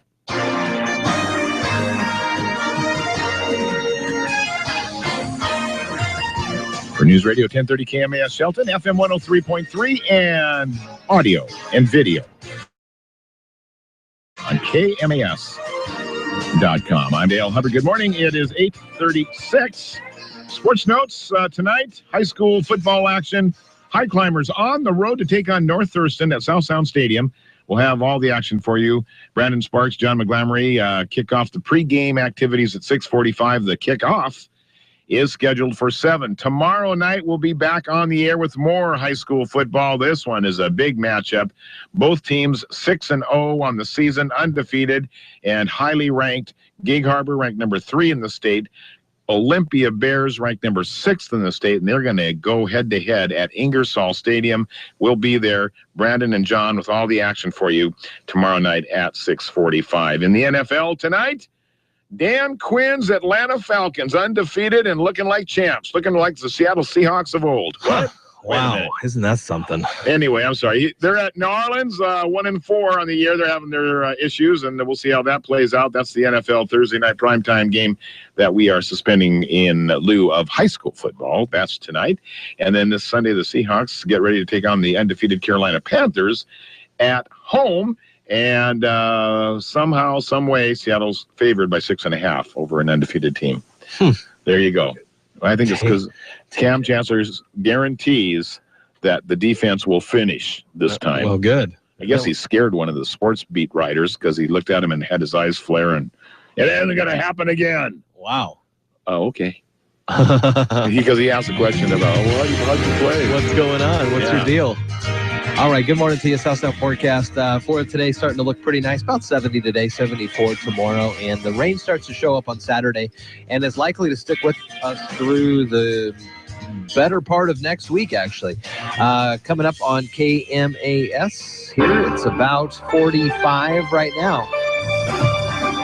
It's Daybreak with Jeff and Dale on KMAS News Radio. Join the guys as they talk with neighbors, newsmakers, and each other, getting your day off to the absolute best possible start in the history of mornings. Connect with Jeff and Dale through the KMAS listener line by email or Facebook. Now, from the artesian waters of South Puget Sound, Daybreak with Jeff and Dale. That's the only thing that good, nothing good happens after midnight, unless we fall back. All right, it's time for us to focus on Shelton a little bit here. Mike Patty's in the studio. Has been hanging out with us the last 15, 20 minutes or so. Hi, Mike. Good morning. How are you guys? Good. Thanks for coming in this morning. Thanks for having me. It's that time of year. It is. Yes, indeed. sir. So we were just checking. So the time we do fall back actually this year, November 1st. November 1st. Okay. At 2 o'clock in the morning is what the time change occurs. So it's a good time to remind people to check the batteries and change the batteries in your smoke detectors. Yes, and your carbon monoxide detectors as well. Yep. Correct. So get all those batteries switched out twice a year. Never have to worry about it. That's exactly right. And test them. Mm-hmm. Some people test them more frequently than others. Yeah, that's exactly true. That is exactly right. We were also talking off here that locally, Mason County had some fires, wildfires this past summer. Yes, sir. But overall, given the conditions that we went through, it was a pretty. We dodged a bullet. Yeah, to be perfectly honest, we had our share of significant fires, by all means, but it certainly could have been worse. Yeah, and the citizens were patient with us. We got a lot of phone calls. When's the burn ban going to be lifted? Especially after we got a little bit of rain. Yeah, or we would get a call and we would go out and people thought they'd see us and we'd look at them and they have these toothy grins saying, I thought the rain let us burn. And no, that wasn't the case. But the burn ban was lifted effective the first part of October. So we're back to our normal burn regulations. All right. Still not supposed to burn a barrel in a barrel, right? No, burn barrels statewide are illegal. Yeah, but that's what you I can do. Thought. Yeah, I still see a lot of those things. Yeah, there's a lot of them still out there. But, the burn piles can be 3 by 3. Okay. Natural vegetation only. No construction debris, no shingles, no plastic, no milk cartons, no garbage. Sorry, it screws up your whole day. Yeah. And then making sure you have a hose with it and being attended 25 to 30 feet away from any structures. Okay. So following those regulations. And then, of course, in the city, there's no burning at all with the exception of recreational little campfires in your backyard. Okay. All right. So don't burn all the shrubbery and call it a recreation That's fire. correct. Have your marshmallows or your hot dogs out there when I show up. Okay. That's a good way to do it. Hey, care for a marshmallow? Yeah, thanks. Fire chief. What else is going on, Mike? What else should we be looking at? It's that time of year we're going to start seeing the adverse weather, and that's when people start bringing out their generators and that. So once again, we'll talk about using generators to power your house if the power goes out. Make sure that your house is equipped with a transfer switch, so you're not sending power from your generator back up the lines through the transformers to the PUD workers who are trying to get us back in service because it will kill them. Backfeeding. Okay. Transformers step down power from the power lines to your house. But if you're sending power back through a generator, the transformers also step it up. Oh. It works the same way. Oh. So please I don't know that we broached that subject before. Yeah, we talked about it just a little bit last year, but yeah, it's a big concern of PUD workers when they get out there is they listen around for generators and they'll check and make sure that they have a transfer switch before they start doing work on the lines. All right. And then, of course, as the weather gets colder sometimes and people are challenged for warmth, right? They would bring burners and bring all kinds of and stuff. The heaters things. into the house or fire up their wood stoves. There's still a lot of wood stoves that are being used out there. So make sure your chimneys are clean and the wood is good and seasoned before you start burning that. Yeah, yeah, and do not burn charcoal briquettes in the house. Please, please, yeah. The hibachis and the charcoal burners, they all belong outside on the patio. Oh my goodness, yeah. And then if you have a kerosene heater, things like that too, they require ventilation from the outside because that's a big source of carbon monoxide. Yeah. And that carbon monoxide is dangerous because it's not readily. You don't know. No odor. Nope. You just go to sleep. Yeah. You can't smell it. You can't see it. I'm always reminded there was that family in Elma or Hoquiam. I guess the Hoquiam last a year or 2 years ago now, where some guy came knocking on their door, just a buddy, and their family was all sitting in there. They're all dying. Yep. And they didn't even know. They weren't even aware of it. No, because it depletes your oxygen. Yeah. It doesn't allow you to saved them. He pulled them all out of the house. So you guys are acting goofy. Get out of here. Yeah. Yeah, it's strange stuff. It's how it happens. Yep, That's exactly. the scary part about it. You don't even realize it. And then also people are starting to fire up their furnaces and their baseboard heaters, and there's been a lot of dust and stuff that accumulates. So you'll start smelling, burning stuff. Make sure that your baseboards and your furnaces are clean too. Well, crayons have been left down in there. All the toys, the kids' toys. Plastic toys are in there. And be amazed what you can find in a baseboard or in a furnace duct. I'll bet. So yeah, just the typical, early winter, late fall type of warnings that your friendly fire marshal brings to you every year. That's so appreciated, and this might be a fine weekend to take care of all those things and get it all squared away and get set for the winter ahead. I think we're probably going to be seeing one of the last nice, I know we have rain in the forecast, but before it starts getting really pretty outside. Yeah, and we've got a little bit more daylight still to work in too. Yeah, because that all changes. Boy, really quick, it seems like. Yeah. Our focus on Shelton every week is brought to us by our Community Credit Union. We want to thank them for their sponsorship indeed. And always a pleasure, Mike, to have you come by and visit with us and get us all pointed in the right direction here about fire prevention and that sort of thing. I love coming in and talking with you guys. Thanks for having me.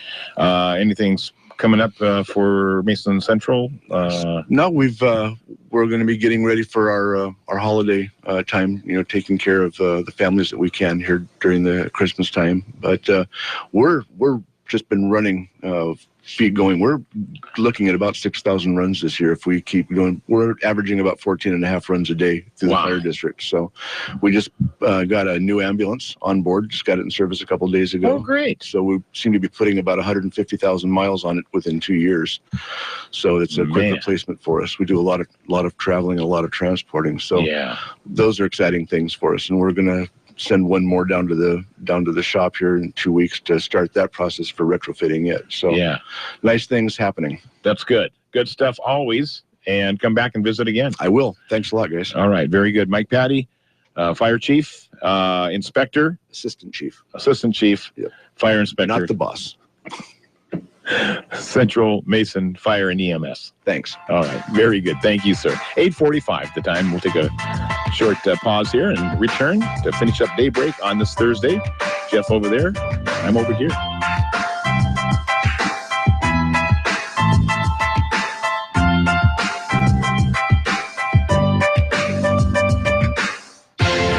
You're listening to Daybreak with Jeff and Dale on KMAS News Radio. Wilson's going to take it around the far side, the 15, the 10, the 5, touchdown, Seahawks! The Seahawks finally host the Carolina Panthers as they make a rare appearance at CenturyLink Field. Newton steps up, he gets hit as he throws. Ball is going to the end zone, it's picked off, it's Earl Thomas. Hi, this is Steve Rabel. Join Warren Moon and me this Sunday. Pre-game at 11, kick at 1:05, right here on the Seahawks Radio Network. Cam Chancellor comes up and just unloads number 31, clean as clock. Do you need to destroy old financial statements, tax return documents, old checks, other personal information? Our Community Credit Union is having their annual Community Shred event, Saturday, October 17th from noon till 2 at their Mountain View branch. There's no cost for this service, so tell your friends. And while you're at it, support local food banks. Please bring a donation of canned, non-perishable food items with you to the shredding event. Thanks from our Community Credit Union. Weekend Warrior Specials at Napa. This weekend, head to your participating Napa Auto Parts store and save on Mobil 1 full synthetic motor oil, just $5.99 a quart. Valvoline conventional motor oil for only $3.69 a quart. And a 15-ounce can of Gunk Original Engine Degreaser for just $2.99. Then, get a mail-in rebate for the entire sale price. That's just cool. Get ready for fall, too, with a fresh gallon of Napa Extended Life Antifreeze and Coolant. Just $9.99 $9.99. From taking care of my lawn tractor to my pickup truck, ATV, and boat, my Napa Auto Parts store is the only stop I need to make this weekend. Get your Napa Weekend Warrior specials at this participating Napa Auto Parts store. Napa Auto Parts in Belfair and Shelton.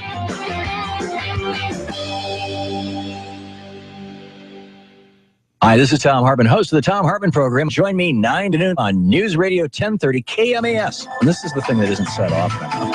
Racism is one of the principal pillars of maintaining white privilege and white power in the United States. It's really that simple. Our institutions were created by white men for white men. And what we've seen over the last 240 years is a steady, slow history of the erosion of that power by white men. Racism is, at its core, it's really about power.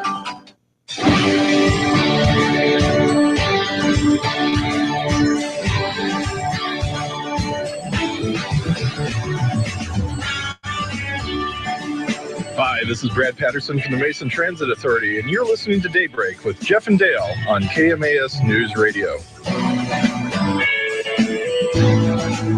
8:49 on a, Thursday morning here at KMAS, Daybreak with Jeff and Dale. And just heard from Tom Hartman. He'll be up in about 10 minutes or so. What else is going on there, Dale? Well, I'm checking follow-up here on that story of the two football players that attacked the referee. Remember down in Texas? Yes. Texas high school football, and the assistant football coach for that team has denied ordering the two players to hit the referee and says he only resigned under threat of being fired.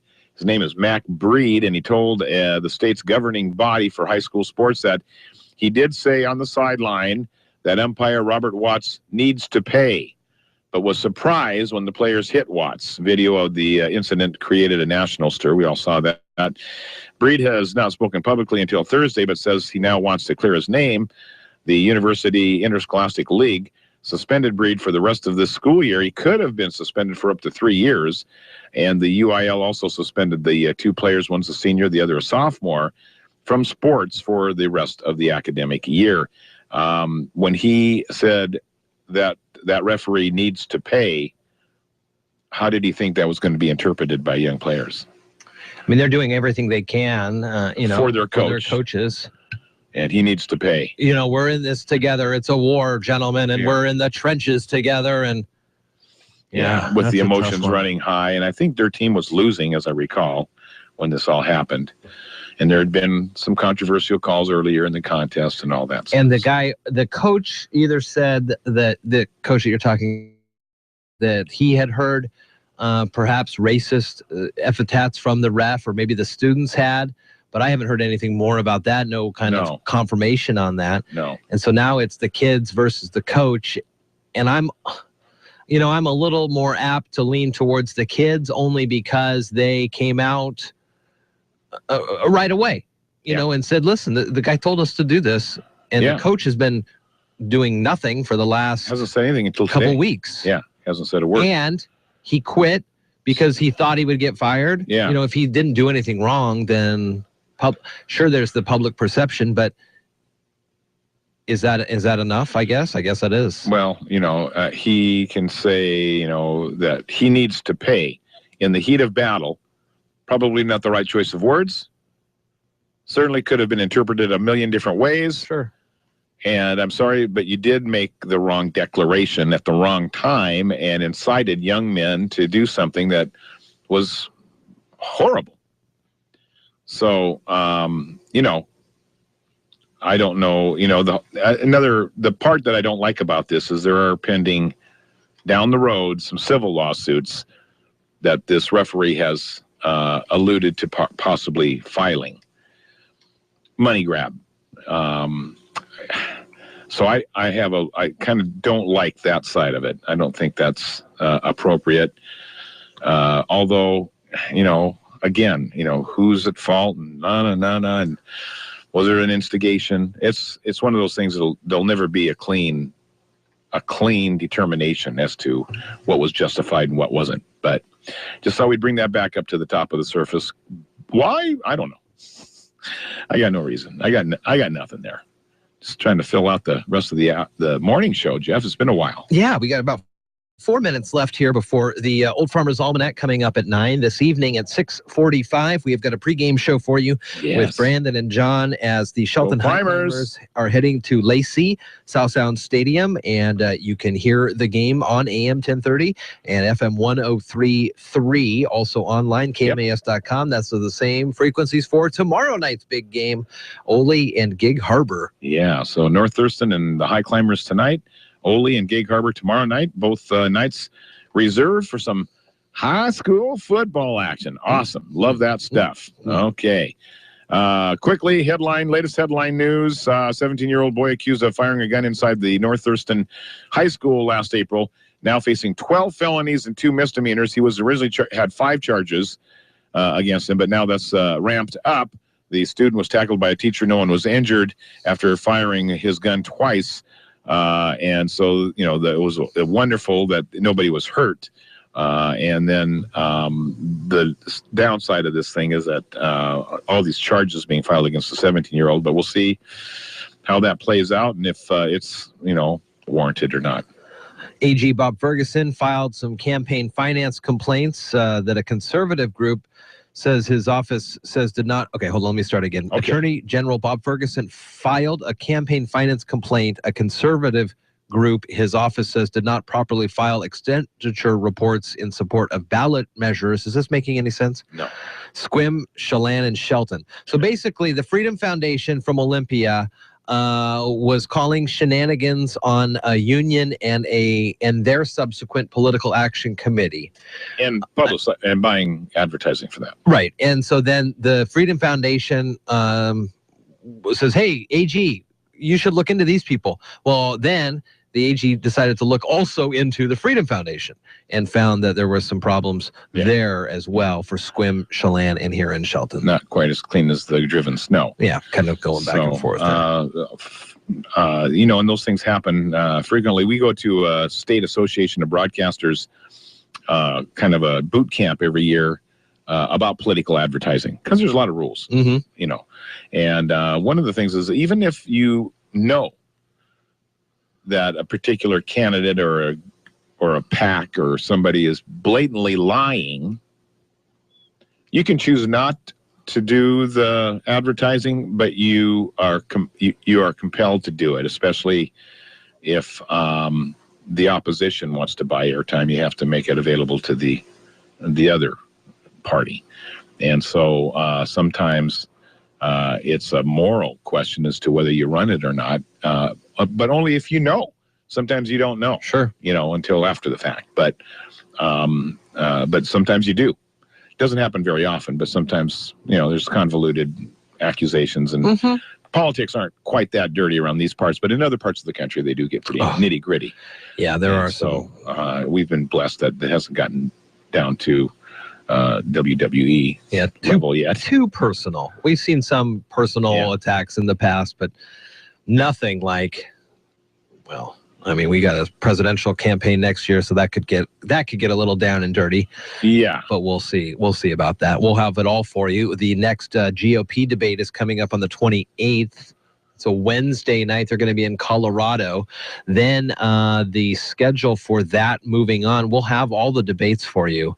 The 28th, and then a GOP debate in November on the 10th. And then the 14th, which is a Saturday in November, looks like we'll have one for you. A couple in December, couple in January, February, and into March. They're all going to be here on KMAS. So you cord cutters out there, fear not. You can listen on the radio. Yes, people are gathering back around Jeff, the radio. Tell some of the...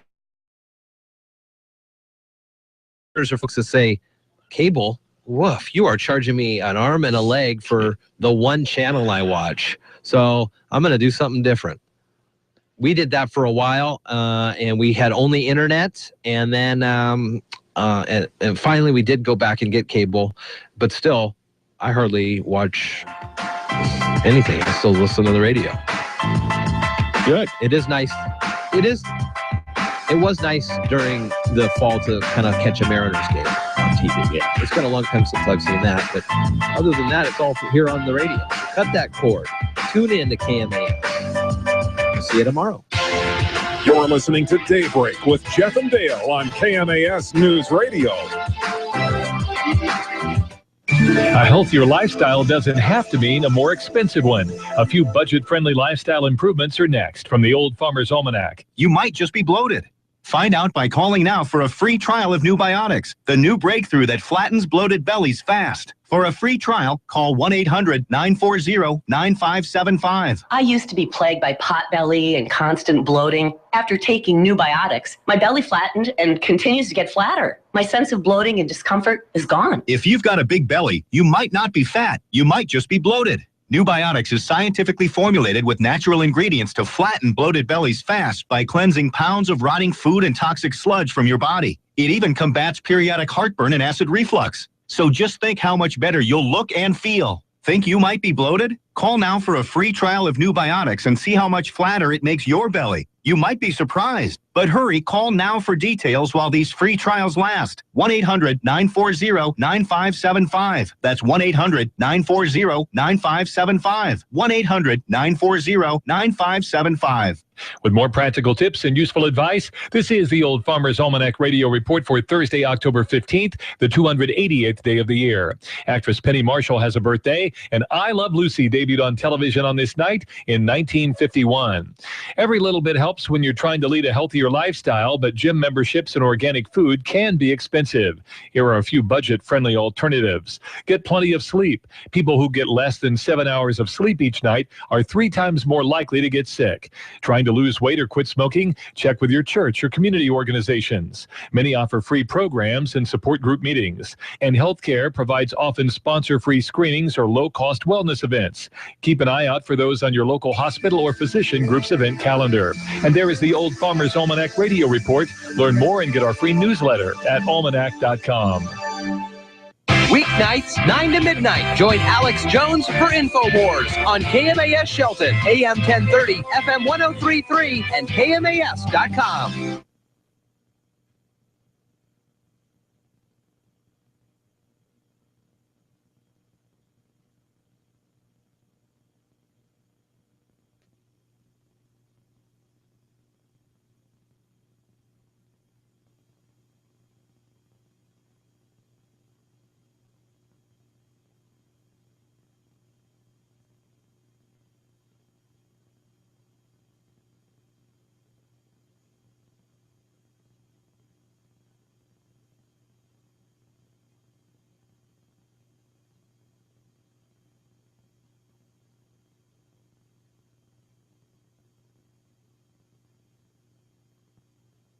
Bases and outposts around Afghanistan. We're down to, I think, under 10 bases. So it is certainly a much, much narrower mission. But as the president said, with this grim and sober reminder, it is still a very dangerous place. The president had hoped to remove all but a small embassy-based force by the end of next year.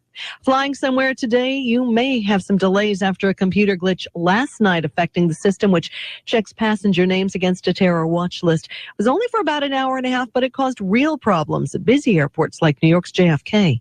Record heat and powerful winds are fanning a big wildfire, which has burned thousands of acres in Bastrop County, Texas, just to the east of Austin. The sheriff here has set up a roadblock. They are blocking access to these neighborhoods. There are mandatory evacuations in effect right now for this fire, which is now at 4,200 acres and still growing. ABC's Clayton Sandell. Baltimore City Council committee approving interim police commissioner Kevin Davis to the permanent position as demonstrators outside protesting that selection. The number of people applying for unemployment matches a 42-year low. Economists say it's a sign that employers are confident enough in the economy to hold on to their staffs. This is ABC News. It's happening to you every night. One snores and the other can't sleep. It seems like there's no end to it. But now, there is a quick and easy-to-use solution, a natural solution. Snore Stop. Snore Stop was created and tested by a team of physicians and has been helping couples sleep for over 18 years. It is the #1 selling anti-snoring medicine in the U.S. Thank you, Snore Stop. You saved my marriage. Snore Stop sprays or tablets are now available nationwide at a store near you, or you can go online at snorestop.com. Don't wait. It's time to try Snore Stop and make every every night a better night for both of you. Thanks, Snore Stop. Now I'm back in the bedroom. So don't wait. Try Snore Stop, the #1 selling anti-snoring medicine in the U.S. Spray or tablets are available today at a store near you or online at snorestop.com. That's snorestop.com. Snore Stop, keeping you together. You're listening to KMAS News Radio. I'm Mary Lynn Foster. Rezoning issues regarding licensing and upcoming license renewals for Mason County marijuana grow operations were once again a topic of citizen comment at this week's County Commission meeting. Nicole Sells reported the ongoing pot saga continues. The rezoning changes made last year by the County Commission did not resolve the issues the area's residents were and are currently experiencing with the nearby legal grow operation, better known as Forbidden Farms, a Tier 3 operation. Our hands are tied. The state is not going to do anything. They are leaving it to the county hands to help us with this. And odor is not just the only problem. Since the farm has gone into operation, there's been an effect on the local water quality as well. Neighbors have reported loss of water pressure. There's silt in the water since the farm has been operational. I actually called the county to find out if there's anyone or any organization or department that has a pulse on the water quality with that operation, and I was told no. And so that makes me concerned because that's our neighborhood, our water table there. For a Tier 3 operation to be able to water the canopy of plants that they have for the indefinite future, and there's nobody in the county keeping a pulse on our water quality and what they can draw out of that, concerns me. Forbidden Farms license is up for renewal by the state, and Sells wants to know what the county can do to stop it. Commissioner Jeffries stated the actual license is issued by the Washington State Liquor Control Board, and while the county can make comment on that renewal, the final decision on the license is up to the state. The 17-year-old boy accused of firing a gun inside North Thurston High School in April is facing more charges. The teen allegedly fired a .357 Magnum twice inside the high school on April 27th before being tackled by a teacher. Originally charged with 5, the suspect appeared before a judge yesterday, now facing 14 charges, 12 felonies and 2 misdemeanors. The teen pled not guilty to the new charges. The deputy prosecutor and defense attorneys are reportedly close to reaching a plea deal in the case. Today is the Great Shakeout 2015, where millions of people worldwide practice how to drop, cover, and hold during the Great Shakeout earthquake drills. Over 100,000 participants, including schools, businesses, organizations, and individuals in the Southwest region, registered to participate. Officials say 3 actions give you the best chance of coming through an earthquake uninjured. Drop down to the ground, cover your head and neck, and hold on to something until the shaking stops. I'm Mary Lynn Foster, your local news at AM 1030 and FM 103.3, and always on KMAS.com. It's 9:06, and now the Thom Hartmann Show.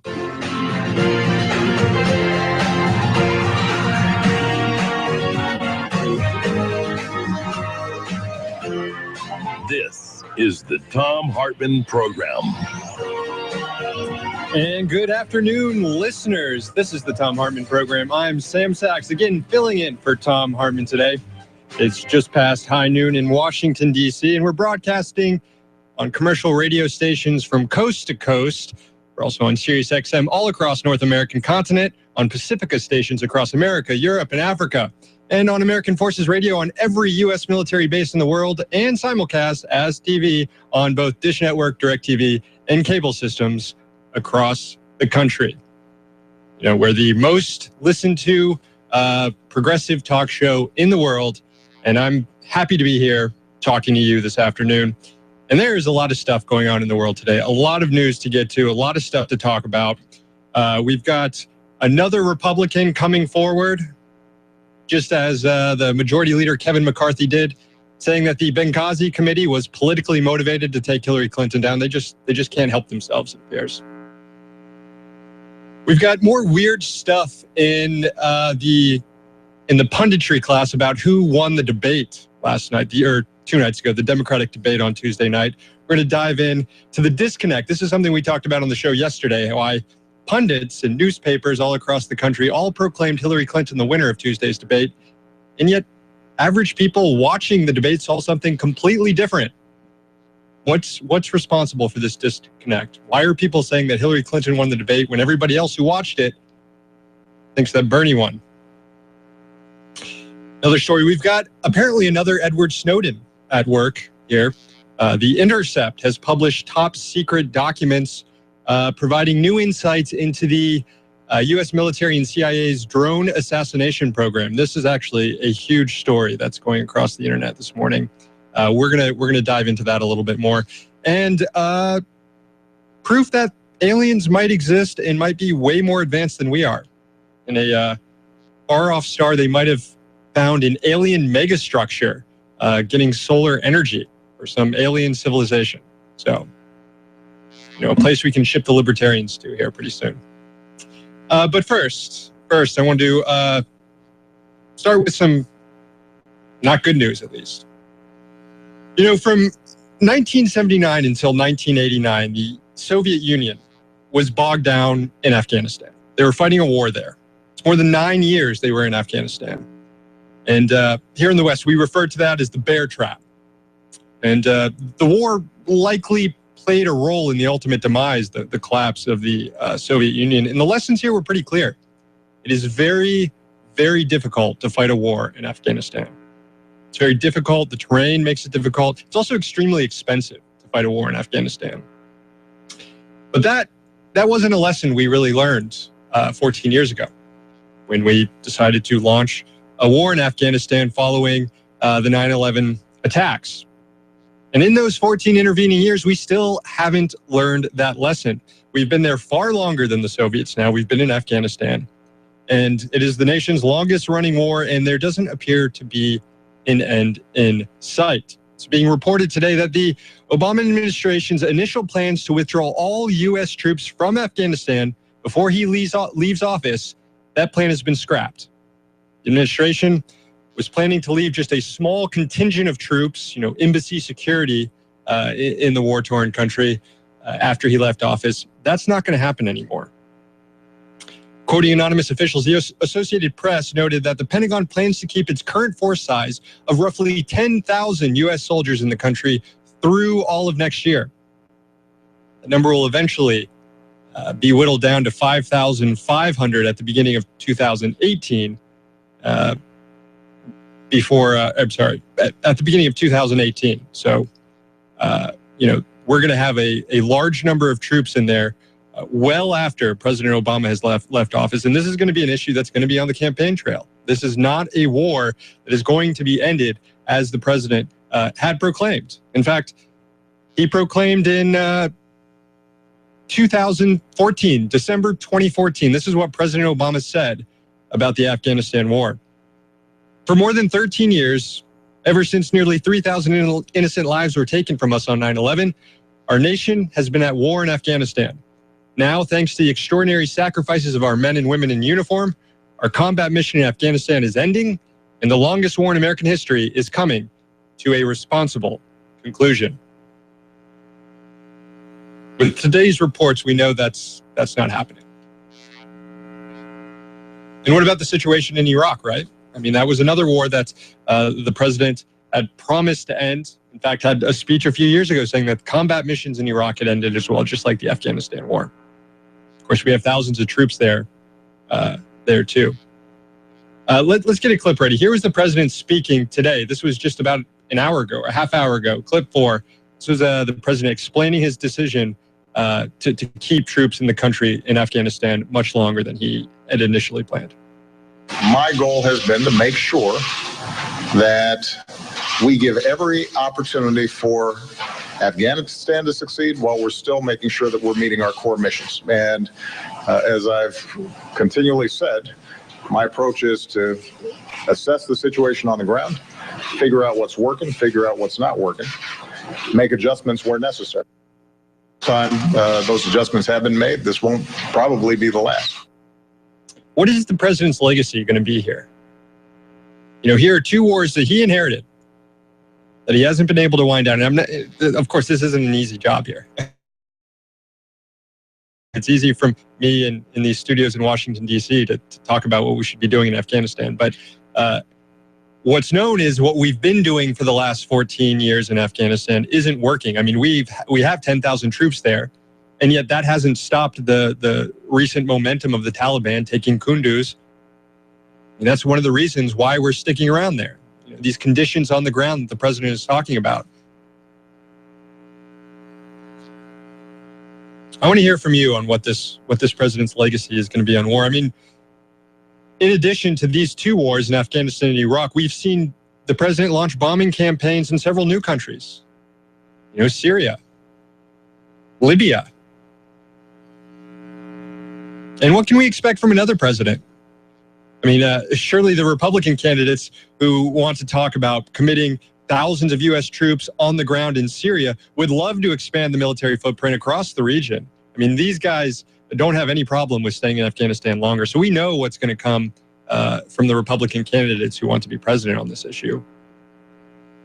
But what about the Democrats? What about former Secretary of State Hillary Clinton? Remember, she was one of the people who spearheaded, loudest, the most vocal proponent of dropping bombs in Libya. And that is a huge mess right now, that country. Huge mess.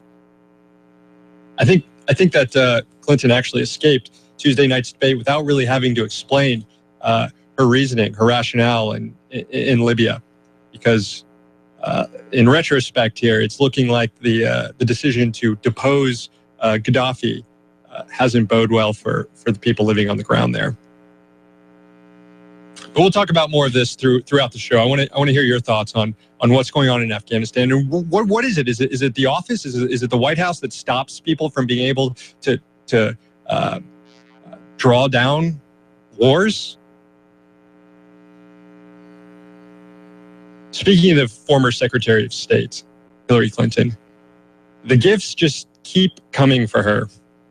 You know, we now have a second congressional Republican who has come forward admitting that the Benghazi Committee investigation was designed not to find out what happened in Benghazi, which 7 investigations have already looked into and have pretty much answered most questions going on. And any other questions that people want answered, go talk to Trey Gowdy. He knows the answers.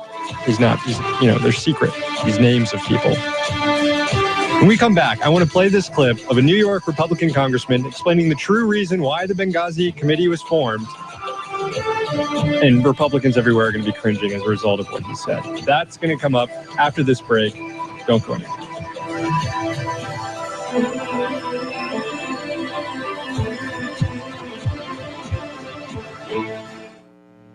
This is the Thom Hartmann Program.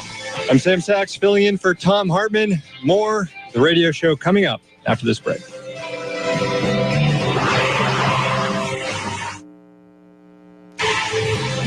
Shelton plays North Thurston in Lacey for Thursday night high school football. Pregame at 6:45.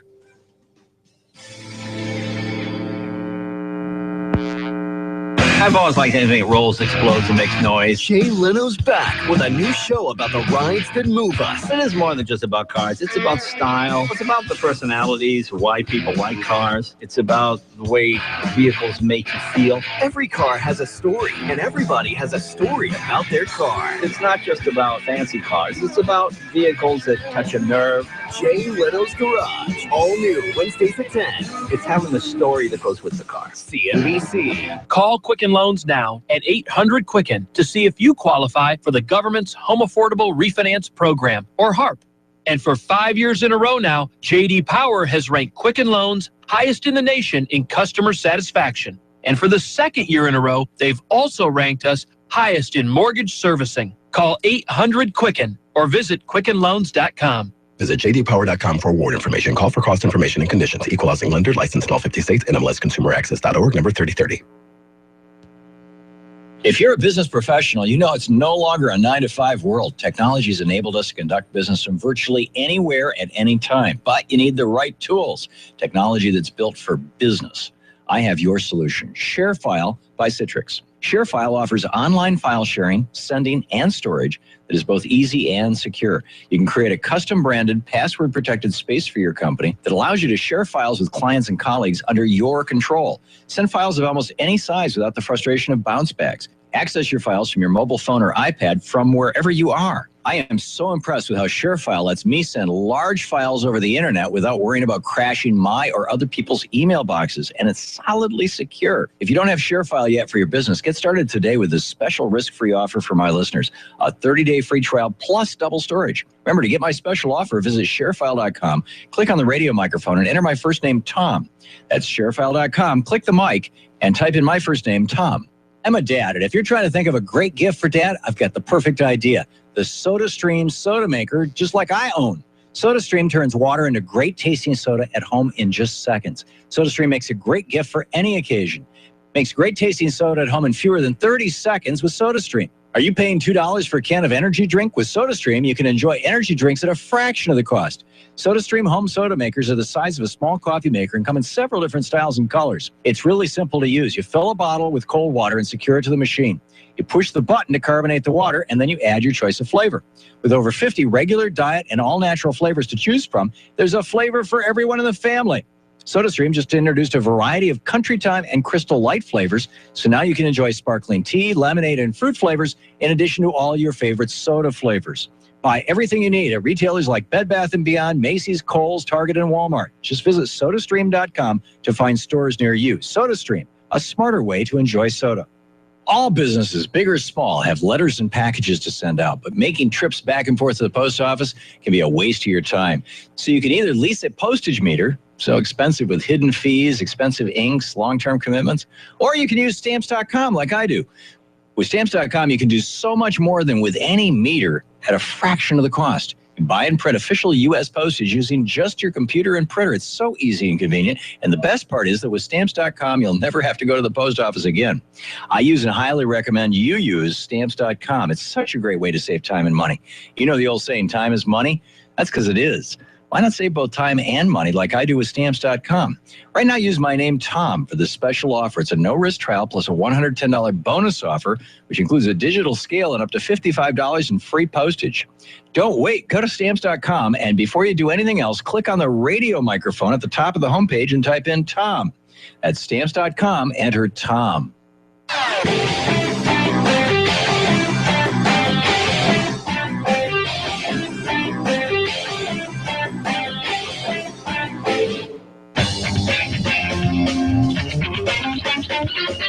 And welcome back to the Tom Hartman program, occupying the media 3 hours a day, 5 days a week. I'm Sam Sachs, filling in for Tom Hartman.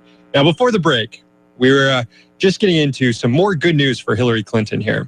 And that is that another Republican, this time a Republican Congressman Richard Hanna from New York, came forward and told the truth about the Benghazi committee. Here is clip number 1 coming up. Here it is.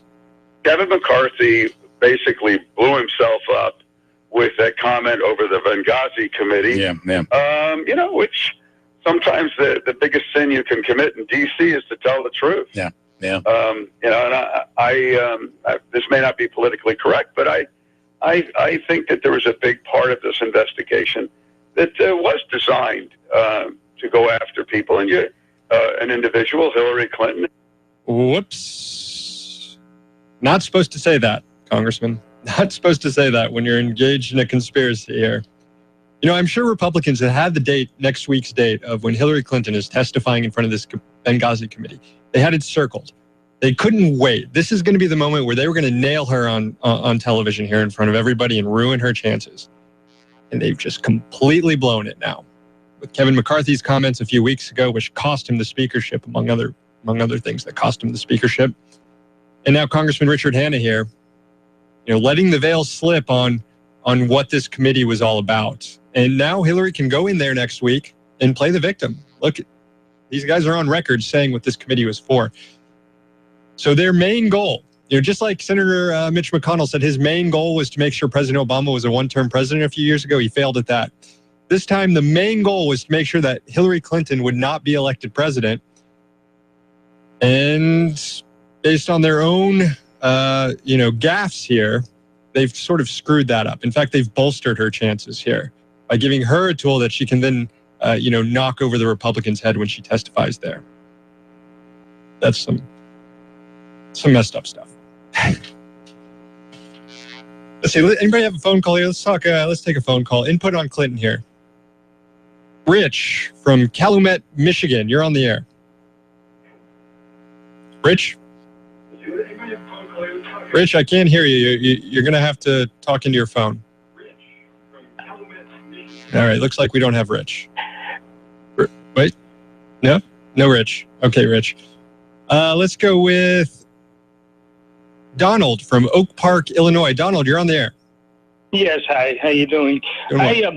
I'm so glad that gentleman did come up and make that gas that he just did about Hillary. But you want to know something? They'll twist it somehow. They'll say he's being paid off by the Democrats to say something like that. Yeah. But the real reason why I called is because this Afghanistan stuff has really got me worried.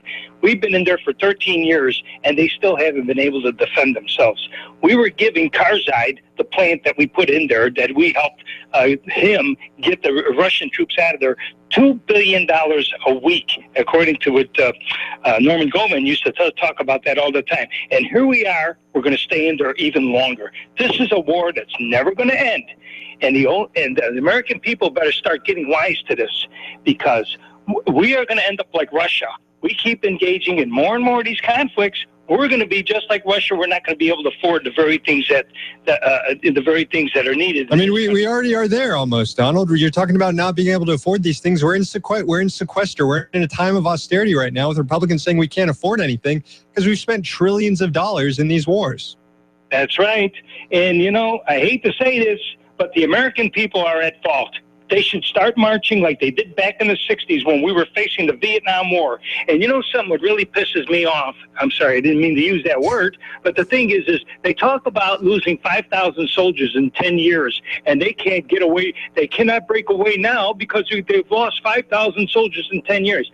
Well, my fellow veterans, there's 58,000 of them that are dead, and they're all that's left of them is our names on the walls, and we had no problems stepping away from Vietnam. And not only that, there too, Robert McNamara, just a couple years ago, one of his last interviews was literally weeping on the air, saying the Vietnam War was not necessary. We didn't have to do that. And 58,000 lost their lives. Really? Well, lose a war, gain a conscience, I guess, because that's what always happens with these people.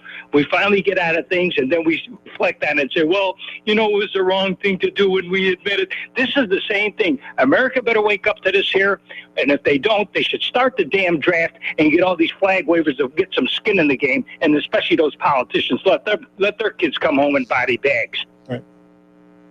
I hear you, Donald. I hear you on that. That's a big thing that Tom likes to talk about on the show. If we had the draft, I'm not sure how I feel about this personally, but look, if we had a draft and we were drafting people to go fight in Iraq and Afghanistan right now, you can bet that there'd be people in the streets protesting that. And there are people in the streets. Let's face it, there are protests. Not nearly on the scale we saw in Vietnam lately, but I think you're right, Donald. I think we need to, no politician is the leader. No one's going to just on their own go off and say, let's end the war. But when they see millions of people in the streets, then they might be more likely to do that. So yesterday's show, and we're going to talk about Afghanistan throughout the show, but I want to go back to something we talked about on yesterday's show, which was this disconnect between pundits and average viewers of the Democratic debate on Tuesday night, and how if you went to New York Times, the Washington Post, Huffington Post, TPM, whatever political site or newspaper you wanted to go to, they all had the same headline. Hillary Clinton shines in the debate, towers over opponents.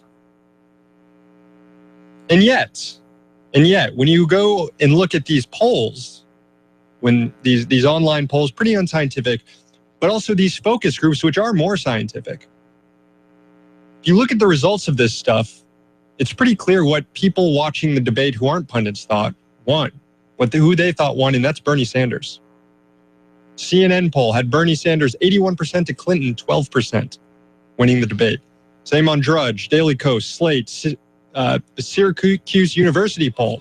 I could go down the list. I mean, this is pretty unanimous when you're looking at regular polls that people go to that aren't influenced by pundits, and they ask them who won the debate. Bernie Sanders won the debate. So why is it that pundits keep saying that that's not what happened, that Hillary Clinton won the debate? Well, we have an explanation for why that might be coming up after the break.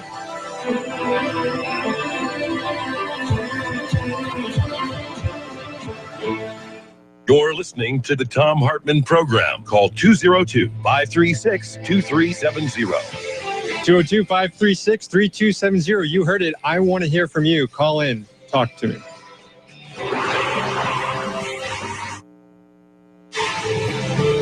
Shelton plays North Thurston in Lacey for Thursday night high school football. Pregame at 6:45. Hey, Thom Hartmann here with the Thom Hartmann Program. If you haven't received your free canister of Super Beets, the circulation superfood that you drink, here's your chance. I'm willing to bet that at least 80% of y'all right now feel sluggish or mentally drained. For many people, it's their circulation, and I'm betting it is for you too. Being dietary nitrate deficient keeps your body from producing enough nitric oxide, the molecule responsible for healthy circulation. Super Beets is loaded with dietary nitrates that boost nitric oxide for more energy. It's 10 times more effective than other beet powders and works 3 times faster because of the patented light drying process. It's a delicious way to naturally support healthy blood pressure, energy, stamina, and mental sharpness. You'll love the taste of Super Beets and feel results in as little as 20 minutes, guaranteed, or you don't pay. Plus, Super Beets now comes in black cherry flavor, so if taste was holding you back before, then now is the time to try it. Get a bonus 30-day supply free with your first order, plus get the book Beat the Odds free with free shipping, too. It's guaranteed your money back. Call 800-568-9889. That's 800-568-9889, or log on to tomsbeats.com. That's tomsbeats.com. I've always liked anything that rolls, explodes, and makes noise. Jay Leno's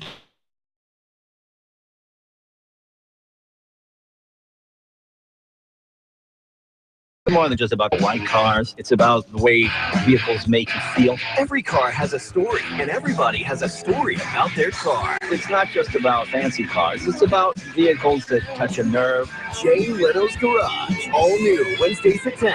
It's having the story that goes with the car. CNBC. Meet Lawrence. He's making serious money on his own schedule driving with Uber. With Uber, you can write your own paycheck. If you want to go out and make $20 a day, you can. If you want to go out and make $500 a day, it's up to you. You sign up, you start earning money right away, like the next day.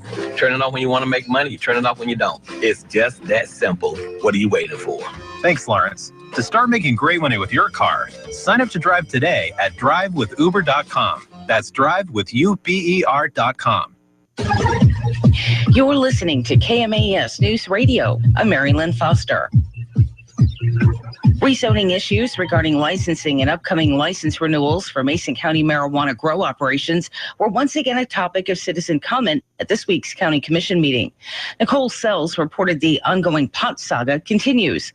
The rezoning changes made last year by the County Commission did not resolve the issues the area's residents were and are currently experiencing with the nearby legal grow operation, better known as Forbidden Farms, a Tier 3 operation. Our hands are tied. The state is not going to do anything. They are leaving it to county hands to help us with this. And odor is not just the only problem. Since the farm has gone into operation, there's been an effect on the local water quality as well. Neighbors have reported loss of water pressure. There's silt in the water since the farm has been operational. I actually called the county to find out if there's anyone or any organization or department that has a pulse on the water quality with that operation, and I was told no. And so that makes me concerned because that's our neighborhood, our water table there. For a Tier 3 operation to be able to water the canopy of plants that they have for the indefinite future, and there's nobody in the county keeping a pulse on our water quality and what they can draw out of that, concerns me. Forbidden Farms license is up for renewal by the state, and Sells wants to know what the county can do to stop it. Commissioner Jeffries stated the actual license is issued by the Washington State Liquor Control Board, and while the county can make comment on that renewal, the final decision on the license is up to the state. The 17-year-old boy accused of firing a gun inside North Thurston High School in April is facing more charges. The teen allegedly fired a .357 Magnum twice inside the high school on April 27th before being tackled by a teacher. Originally charged with 5, the suspect appeared before a judge yesterday, now facing 14 charges. 12 felonies, and 2 misdemeanors. The teen pled not guilty to the new charges. The deputy prosecutor and defense attorneys are reportedly close to reaching a plea deal in the case. Today is the Great Shakeout 2015, where millions of people worldwide practice how to drop, cover, and hold during the Great Shakeout earthquake drills. Over 100,000 participants, including schools, businesses, organizations, and individuals in the Southwest region, registered to participate. Officials say 3 actions give you the best chance of coming through an earthquake uninjured. Drop down to the ground, cover your head and neck, and hold on to something until the shaking stops. I'm Mary Lynn Foster, your local news at AM 1030 and FM 103.3, and always on KMAS.com. New games and lots of winning at the Lucky Dog Casino. And every Saturday night in October, the Lucky Dog is giving away 40 tablets with keyboard and case. Don't miss your chance to get in on the winning. Hungry? Don't miss the specials at the North Fork Grill, now open to all ages. Weekdays, 5 delicious entrees for $5.99 each before 5. It's Steak and Shrimp Fridays for $9.99, and every Saturday is Prime Rib Saturday. Come on, get lucky. Minutes north of Shelton on Highway 101. The Lucky Dog Casino.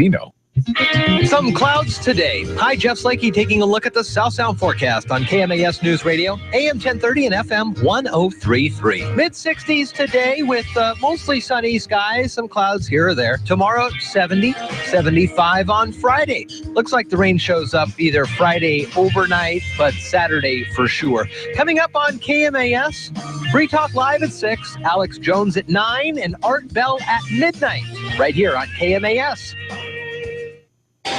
Art Bell returns to radio with Midnight in the Desert, midnight to 3, Tuesday through Saturday on AM 1030 and FM 103.3. And welcome back to the Tom Hartman program. I am Sam Sachs, filling in, and it is past the hour. Now, before the break, I teased you guys a little bit. I promised you an explanation as to why pundits might be seeing Tuesday night's debate differently than everybody else who watched that debate. And I'm going to get into that. I promise I'm going to get into that in just a few minutes. But first, we have a very special caller on the line to talk more about the news today from Afghanistan. Joining me now is Sam Knight. He is my colleague. For those of you who don't know me yet, Tom and I go back a ways, but now I started my own news outlet. It's called the District Sentinel News Co-op. You can find it at districtsentinel.com. It's a watchdog news outlet here in Washington, D.C. And I started this project with a fellow D.C. muckraker here who joins me on the line, Sam Knight, the co-founder of the District Sentinel. Sam, welcome to the show. Hey, thanks for having me. So what's going on here in Afghanistan? Well, I wouldn't say it's so much what's going on in Afghanistan as opposed to what's happened in Washington, which is today the big announcement about maintenance of U.S. troop levels next year and the reduction to 5,000 after that, which, of course, as you all know, will be greater than the 1,000-strong embassy force that they had previously planned. The latest is John McCain isn't happy about that. We've got a John McCain, he's never mad. What are you talking about? No, he's never mad, especially when it comes to use of military force. He seems to be happy with the numbers next year. But he's not happy with the 5,000 that will currently, according to the plan, be in place. Does he want to add a zero? I think he wants the current level. I wouldn't be surprised if, in an ideal world, he could add that zero. But he and Jack Reed co-sponsored an Atlantic Council paper that came out this week that basically said, freeze the amount of troops in Afghanistan at the current levels. What's kind of troubling is the AP broke the story, and oftentimes when you see stories like this broken in the AP or the New York Times or any major news outlet. Hey Sam, try and where you're breaking up a little bit. Try and. Oh, sorry. There we go. I was going to say, what was troubling is that when the story was broken by the AP, these kinds of stories, rely heavily on insider accounts. I mean, to be honest, you can almost treat, large parts of them as if they're press releases from the administration. And what was troubling to me was how the AP reported that, the troop levels after 2017, I can pull up the exact language, but it was basically that it's, the commanders are going to have a lot of say, which, Well, it said that their mission is... That's not really how civilian-run government should necessarily work. Right, and it says that the mission is going to be counterterrorism missions as well as continual training of the Afghan National Security Forces. Now, I mean, am I wrong? But have we been training Afghan National Security Forces for more than a decade now, or what? Well, yeah. I mean, we've been there 14 years. October, March, the 14th year anniversary. We've been training them, and to their, I guess you could say, credit, they've been taking a lot of, they've been doing a lot of fighting. I mean, last year, I know you remember the commander of U.S. forces in Afghanistan said they were taking casualties at an unsustainable rate. And I think you and I kind of looked at each other and were like, okay, here we go. Yeah. So much for... This is a story we've been on top of over at the Sentinel for quite a while now. Yeah. So, yeah, exactly. So anyway, I mean, they've been doing stuff. It doesn't really, the question is, how effective will this be? And I think that one major fact which raises doubts about that, which not too many people are talking about, which, we are at the Sentinel, sorry for the shameless plugs, but the refugee crisis, and Afghans are leaving at an increasing rate over the past few years. And I just checked the UN High Commissioner on Refugee latest data, and 88,000 alone are crossing the Mediterranean. Wow. And that is about as much, at this point this year, about as much that left in both 2013 and 2014 combined, according to another set of UN data. And you don't get, it's essentially they're voting with their feet, and I think that it doesn't look good, and mind you, this is under the current troop level, right? This is already and previous troop levels, so... Well, that's the thing, is responding to conditions on the ground as though keeping 10,000 troops is going to change anything. We have 10,000 troops there now, and yet the Taliban are making these inroads, as they talk about, the conflict going on in Kunduz right now. So why a military option is going to change that is not completely clear. I mean, the caller that you had before the break that was drawing all sorts of parallels to Vietnam, I thought, he was onto something and I think what this is about is like a whole peace with honor mentality that, we've been there for 14 years. And so therefore it's kind of hard to let go. Yeah. And I think the point you brought up about the refugees, because this is a story that the media has been really interested in over the last month. As a result of these and they've talked horrible images. Sorry, I don't mean to interrupt you. They've been talking about the Syrian refugees. Exactly. And it's always in the context of, are we doing enough? We need to establish a safe zone. McCain has been talking about humanitarian corridors or whatever, and he's not the only one. People all over Congress are talking about it. And yet, parallel to this, the same time this is happening, you've got a refugee, crisis in Afghanistan. That we are directly responsible for this one. I mean, we're probably only partially responsible for the Syria one. Yeah, we certainly have a much more, arguably a much more moral, imperative to do something about this because we've had such a long involvement in Afghanistan. Yeah, and we've got a report coming up on this over on District Sentinel Radio coming up this weekend too. Yeah, it should be coming up this week. Should be coming up this week. So keep an eye out for that. Sam Knight, of course, is manning the news desk over at the District Sentinel while I'm filling in here on the radio show. Real quick before I let you go, Sam, is there anything on the radar that people should be paying attention to over at the Sentinel? I need to take my lunch break. So, well, how about this? So I had people tweet at me. I'm at Sam Knight 1. That's right, at Sam Knight 1. Bother me later, I'll tell you. All right, sounds good. If people want to know what's going on, go check out the District Sentinel, www.districtsentinel.com. Sam Knight, I'll see you later this afternoon. All right, ciao. Thanks. Let's see. We've got a few minutes here for the break. Just enough time for me to get into what I've been promising about why the pundits keep saying Hillary Clinton won. I want to play a clip here. This is clip number 2. So this is what average people thought about the debate. This is what Frank Luntz's focus group said about Bernie Sanders. 28 Democrats. How many of you walked in here supporting Hillary Clinton? Raise your hands. It's half of you. How many of you are still supporting Hillary Clinton? Only a small percentage. So who won the debate? Bernie Sanders. Give me a word or phrase to describe Bernie Sanders tonight. For the people. Strong.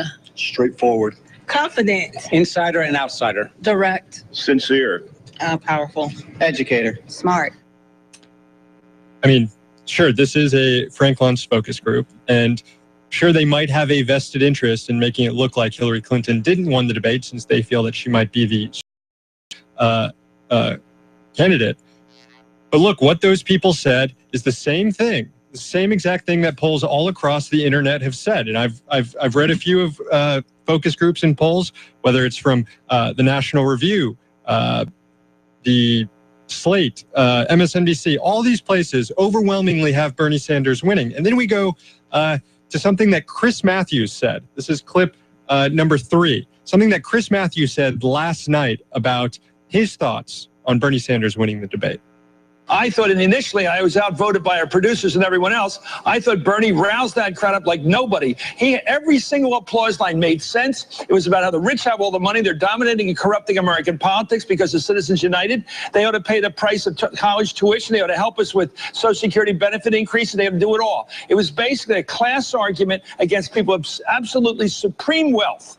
And I got crew guys were agreeing to that last night who were working with me. I heard residents there with real people. Outvoted. Chris Matthews was outvoted by his producers and everybody else and others. You know, how can he be outvoted? It's his show. Who's putting pressure on Chris Matthews to deny that Bernie Sanders won that debate? And then there's CNN. Already feeling the news network's coverage had become rabidly pro-Hillary in the aftermath of last night's debate, Facebook users leaving reaction on CNN's page are now continually reposting them, knowing they will be quickly removed. So apparently CNN is deleting comments on its Facebook page about people complaining about CNN declaring that Hillary Clinton won the debate. Meanwhile, CNN's own poll online has Sanders winning the debate 81% to 12%. What's going on with CNN? Well, they're owned by Time Warner Cable. Time Warner Cable is Hillary Clinton's 7th biggest financial supporter. CNN owned by a company that's supporting Hillary Clinton, denying that Bernie Sanders won the debate. That's what's going on here. I want to hear from you on this. You're listening to Thom Hartmann. Visit ThomHartmann.com for audio and video archives. Is there a conspiracy to make it look like Bernie didn't win the debate Tuesday night? I want to hear your thoughts about it. Shelton